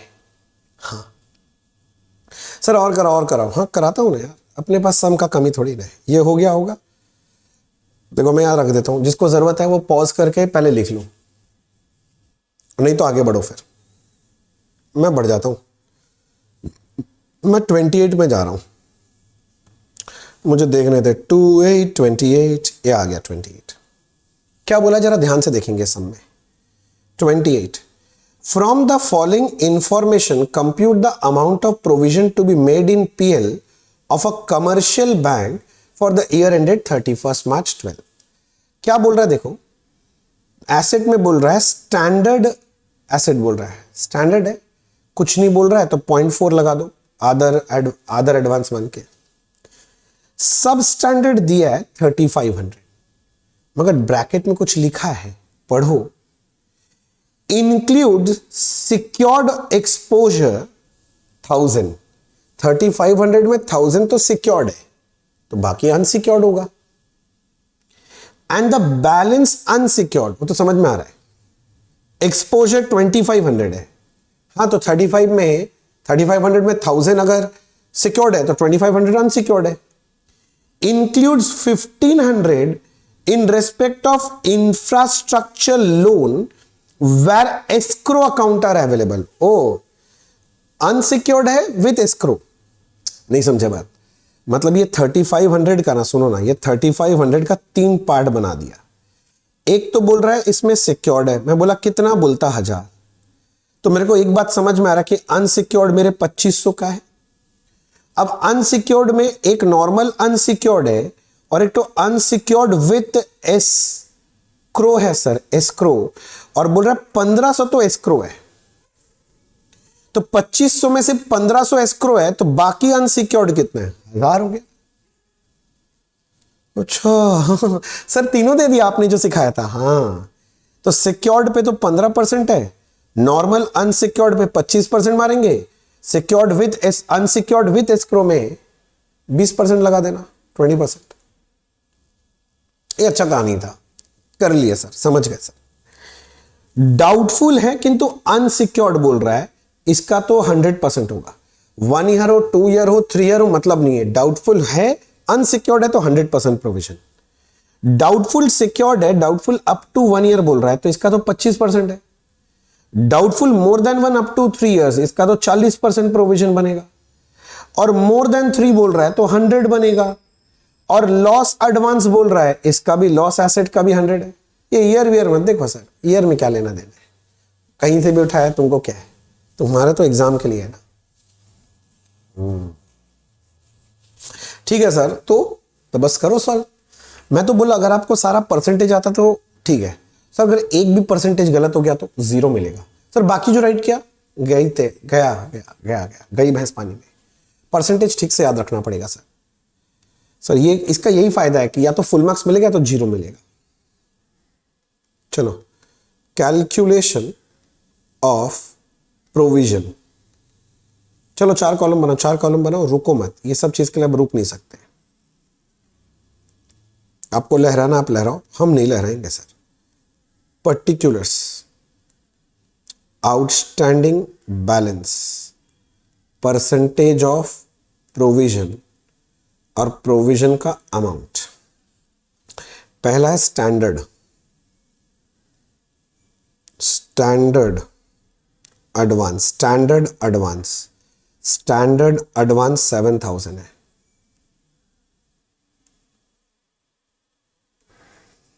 अच्छा, अगला है सब स्टैंडर्ड एडवांस। सब स्टैंडर्ड एडवांस। अब इसमें भैया 3 पार्ट हो गया। एक है सिक्योर्ड जो कि 1000 है, एक नॉर्मल अनसिक्योर्ड है वो भी 1000 था, और एक तो है अनसिक्योर्ड विथ एस्क्रो वो 1500 था। पढ़ लो भाई, 1000 सिक्योर्ड है, अनसिक्योर्ड में 1500 एस्क्रो वाला है, तो बाकी 1000 नॉर्मल अनसिक्योर्ड है। अब उसके बाद आ गया डाउटफुल। डाउटफुल में पहला था सिक्योर्ड वाला, एक तो है up to 1 year, up to 1, और एक तो है 1 to 3 ईयर, मतलब more than 1 up to 3 years, और एक तो मोर देन 3 है। तो तेरी मोर देन 3 ईयर्स। ये पेन ना पगला हो गया आज सर, हमेशा ही रहता है। हाँ वही ठीक है। और एक था अनसिक्योर्ड, मैं देख देख के लिखूंगा आपके लिए। डाउटफुल अनसिक्योर्ड था 1500, अनसिक्योर्ड में लिख रहा हूं 1500। Doubtful secured portion up to 1 year 500। अच्छा, अप टू 1 ईयर है 500, 1 से लेके 3 ईयर्स 600, 600, और मोर देन 3 है 300, 300, और लास्ट में आता है लॉस एसेट। लॉस एसेट है 200। अब लॉस एसेट लिखो चाहे एडवांस लिखो, बात एक ही है सर। अब उसमें कोई तकलीफ नहीं है। स्टैंडर्ड पे अपने को बनाना है 0.4%, कुछ नहीं बोल रहा है। सब स्टैंडर्ड सिक्योर्ड 15% है, नॉर्मल अनसिक्योर्ड 25% है, अनसिक्योर्ड विद एस्क्रो 20% है, doubtful secured up to 1 year 25, more than 1 up to 3 40%, more than 3 100%, unsecured 100%, और लॉस एसेट भी 100%। देखो अब प्रोविजन याद हो गया होगा, कितना बार लिखा दिया बताओ। हो जाएगा सर, करते रहो। नहीं हुआ अभी और कराएंगे सर, याद करा के छोड़ेंगे सर, ऐसे छोड़ेंगे नहीं आज। हाँ सर क्या बोल रहे हो, हाँ पूरा करेंगे ना सर, ऐसे थोड़ी ना छोड़ देंगे। तो ठीक है सर, 7000 इंटू 0.4%, दैट इज 28, 28। हाँ, उसके बाद है 1000 into 15%, 150, 1000 into 25%, 250, 1500 into 20%, 300, 500 into 25%, 125, 600 into 40%, 240, 300 into 100%, 300, उसके बाद 1500 इंटू 100%, 1500। सर ये सब क्यों करते हैं आप, क्यों करता बताऊं? कैलकुलेटर में शॉर्टकट यूज करने के लिए। मतलब अब तुमको टोटल निकालना है, मेरे कैलकुलेटर में एक बटन है जीटी, बस जीटी दबाऊंगा टोटल आ जाएगा 3093। ओ मतलब आप कोई काम ऐसे फालतू करते हैं ना, प्रोफेशनल आदमी फालतू का कोई काम करता ही नहीं है, कुछ तो होगा रीजन जब वो करता है। यही पूछा था पीएल में कितना जाएगा, कोई ओपनिंग प्रोविजन तो दिया नहीं है, तो यही आपका पीएल में जाएगा। तो amount of provision to be taken to profit and loss account. हो मजा आ गया सर। 33 सर लिखने तो दो हमें। अच्छा लो लो लो लो लो, खुश हो जाओ सर। नेक्स्ट हम क्या बोले थे, 33 हो गया, तो जाओ पढ़ो एक बार। सर हो गया, चलो मैं ले चला आपको 33 की ओर। मैं जितना सम करा रहा हूं ना उतना ही कर लो, उससे ज्यादा जरूरत नहीं है। वैसे मेरे पास सम का कमी नहीं है, मैंने बहुत डाला है चैप्टर में, पर मैं बता रहा हूं जितना करा दूं उतना कर लो, बेड़ा पार हो जाना है। अच्छा, from the following information of STP bank limited pertaining to the financial year 1920 compute the provision to be made in PL account। देख लेते हैं भाई। देखो पहला ही बोला है स्टैंडर्ड है, कुछ नहीं बोल रहा है, मतलब ये अदर एडवांसेस में 0.4 होगा। सब स्टैंडर्ड कुछ नहीं बोल रहा है तो सिक्योर्ड है 15%, अनसिक्योर्ड होता तो 25% करते। डाउटफुल है सर, ब्रैकेट में लिख दिया सिक्योर्ड है, चलो अच्छा बात है, पूरा ही सिक्योर्ड ही है तो इसमें तो 25% होगा। फॉर 2 years and 3 years, मतलब more than 1 up to 3 secured है ये भी 40%। किंतु थोड़ा ध्यान से मोर देन 3 years बोल रहा है, ठीक है। Secured by mortgage of plant and machinery 500, मतलब जो 2000 है ना 2000, इसमें लोग सब में बोलना चाह रहा है इसमें सिक्योर्ड पोर्शन है 500, तो बाकी 1500 जो है वो क्या है, अनसिक्योर्ड है। तो ठीक है, सुनो ना, ये तो मोर देन 3 year है ना, सिक्योर्ड में भी 100% प्रोविजन और अनसिक्योर्ड में भी 100 बनेगा। पर ठीक है, आपको बाइफर्केशन समझ में आना चाहिए कि 2000 में 500 बोल दिया सिक्योरिटी है तो 1500 अनसिक्योर्ड है, तो सिक्योर्ड है उस पे भी 100% और अनसिक्योर्ड है उस पे भी 100%। तो कुछ ब्रिलियंट बच्चा लोग का सुनो, एक क्वेश्चन आता है मेरे पास जो बहुत स्मार्ट है, बोलते बोले भैया सुनो ना, एक बात पूछे आपका। हाँ बोलो। बोले भैया जब सिक्योर्ड है ही तो प्रोविजन काहे का बनाना, बैंक सिक्योरिटी ले रखा है, सिक्योर्ड है, तो आरबीआई क्या पगला है जो प्रोविजन बनाने बोलता है। अच्छा क्वेश्चन है। तो सुनो, आरबीआई क्या बोलता है कि अगर सिक्योर्ड बोल रहा है बैंक कि हाँ ये लोन मेरा सिक्योर्ड है, मैंने सिक्योरिटी ले रखा है, तो आरबीआई बोलता है बेचो उसका सिक्योरिटी, अपना पैसा उठाओ, फिर इतना दिन क्यों बैठे है। तो अगर तुम बैठा है, बेच नहीं रहा है इसका सिक्योरिटी, अभी भी तुम बोल रहा है भैया मिलना बाकी है मिलना बाकी है, मतलब पक्का कुछ लोचा है, हम छोड़ेंगे नहीं, प्रोविजन बनाओ, बेच के खत्म करो, लोन का पैसा उठा लो तो कोई दिक्कत नहीं है। नहीं तो फिर सिक्योर्ड भी किस नाम का सिक्योर्ड है, लॉस एसेट पे 100% प्रोविजन बनता है। हो गया, बोलो बात समझ में आ गया। तो चलो कर लो, एकदम सिंपल समय 33। लो जी, calculation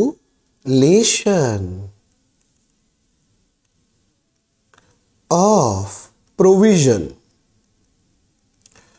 calculation of provision, provision professional vision, particulars, outstanding balance, उसके बाद परसेंटेज ऑफ प्रोविजन और एक प्रोविजन का अमाउंट। उसमें लिखना चालू करो स्टैंडर्ड सब स्टैंडर्ड। एक तो पहला है स्टैंडर्ड एसेट, दूसरा आएगा सब स्टैंडर्ड एसेट। लिखो लिखो, अब इसमें तो कोई बचा नहीं, इतना बार लिख लिया। अब आता है डाउटफुल एसेट। डाउटफुल में पहला पार्ट आना चाहिए ऐसे सिक्योर्ड, सिक्योर्ड में आता है अप टू 1 year,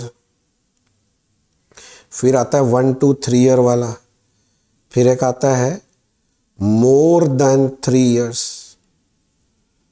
है ना।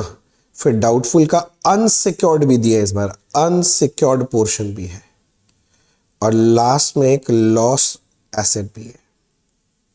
ये सारा चीज दिया था ये।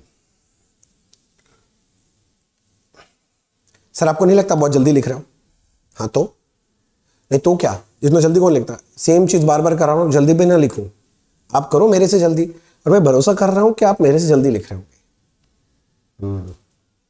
स्टैंडर्ड एसेट 30,000 20,000 है वो, ये रहा 30, ओहो ये रहा 30 और ये रहा 20, फिर क्या है 8,000 2,500, रुक जा, ये है 8,000, ये है 2,500। अब इसका जो 2,000 है इसमें से 500 जो था ना वो सिक्योर्ड है, तो सिक्योर्ड में 500 आएगा, बाकी 1,500 अनसिक्योर्ड है। भाई 2,000 में 500 सिर्फ सिक्योर्ड था, तो अनसिक्योर्ड 1,500 दिखाओ, और 1,700 लॉस एसेट है। जितना बाइफर्केशन दिखा पाओ उतना अच्छा है सर, अच्छा मार्क्स मिलता है। तो स्टैंडर्ड का 0.4% हो गया, सब स्टैंडर्ड सिक्योर्ड 15% है, अनसिक्योर्ड होता तो 25 होता, doubtful secured up to 1 year है 25%, 1 से लेके 3 year 40%, more than 3 100%, doubtful unsecured 100% और लॉस एसेट 100%। सर आप तो बैठ बैठ के सिर्फ कैलकुलेटर में कैलकुलेट ही कर रहे हो, तो अब तुम बताओ इसमें क्या करना है। मैं पहले आज आते ही बोला था ना, मैं बहुत बढ़िया चीज कराऊंगा कि करने में आपको बहुत मजा आएगा। एक बार आप जब देख रहे थे स्टार्टिंग में, तब आपको ये लग रहा होगा बहुत डिफिकल्ट कॉन्सेप्ट है, किंतु अब आपको लग रहा होगा अरे ये तो रिपीटेटिव चीज है, एक ही चीज बार बार करा रहे हैं भैया। समझ में आ रहा है? पर मजेदार है ना सर, ये सब अगर आ जाए ना सर, फुल मार्क्स वाला होता है। और कितना बार आता है एग्जाम में इसका कोई लिमिट नहीं है। ये तो एग्जामिनर लोग का फेवरेट चीज है सर, फेवरेट है। टोटल शायद 9820 आ रहा है, कुछ गलत आए तो देख लेना, तुम लोग कैलकुलेट कर लो।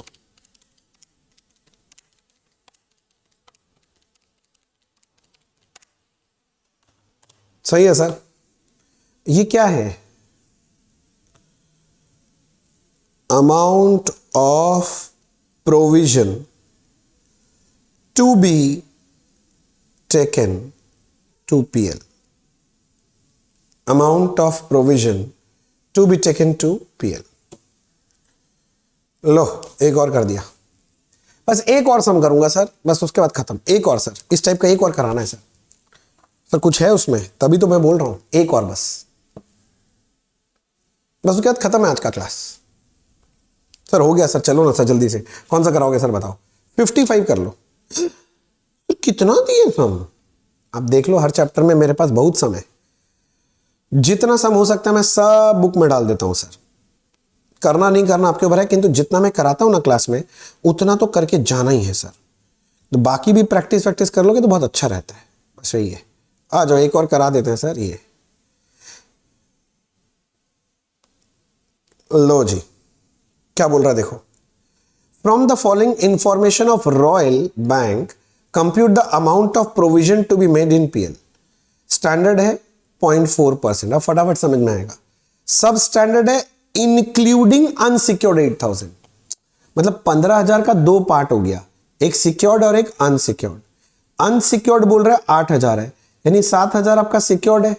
जो सिक्योर्ड है उस पे 15%, अनसिक्योर्ड पे 25%। डाउटफुल दे रखा है, ध्यान से देखना। अप टू 1 ईयर में बोल रहा है 4500 है, किंतु रियलाइजेबल वैल्यू ऑफ सिक्योरिटी मतलब सिक्योर्ड 2200 है। तो आप समझो 4500 का भी दो पार्ट है, सिक्योर्ड और अनसिक्योर्ड। 2200 सिक्योर्ड है, तो 4500 में 2200 सिक्योर्ड है, तो बाकी 2300 क्या है? अनसिक्योर्ड। ऐसी 1 to 3 ईयर्स है। देखो रियलाइजेबल वैल्यू ऑफ सिक्योरिटी 1200 दे रखा है, तो 32 का भी दो पार्ट है, एक सिक्योर्ड और एक अनसिक्योर्ड। 1200 सिक्योर्ड है, तो बाकी जो 2000 है, 3200 माइनस 1200, 2000 वो अनसिक्योर्ड है। 3200 माइनस 1200 करेगा तो 2000 बचेगा ना, वो अनसिक्योर्ड हो गया। मोर देन 3 जो है वो 1300 है, और बोल दिया नो सिक्योरिटी, मतलब ये पूरा ही अनसिक्योर्ड है। और लॉस एसेट पे 100 होता ही है, ये तो 100 होता ही है। क्या दिक्कत है सर? कोई दिक्कत नहीं है। ये एग्जाम में आया है, किस एग्जाम में क्यों देखना है तुमको, किस एग्जाम में आया है? प्रैक्टिस करना जरूरी है सर। अपने आप को कॉन्फिडेंट बनाओ सर पहले। मैं बोला ना, मैं हर एग्जाम का सम उठा कर डाल देता हूं सर, कि जो एग्जामिनर बनाने वाला है कहां कहां से बनाता है मुझे पता है अच्छे से, कहां कहां का क्वेश्चन पेपर वो लोग लेता है। सब कर लो ना यार, कहीं से बाहर से कुछ बचेगा ही नहीं उसके पास, अपना सारा किया हुआ सम आएगा एग्जाम में। अच्छा सर, ऐसे थोड़ी ना मेरे बच्चे इतने सारा मार्क्स ले आते हैं, कुछ तो रीजन है ना, सारा चीज बोलने का थोड़ी ना होता है। Calculation of provision, calculation of provision.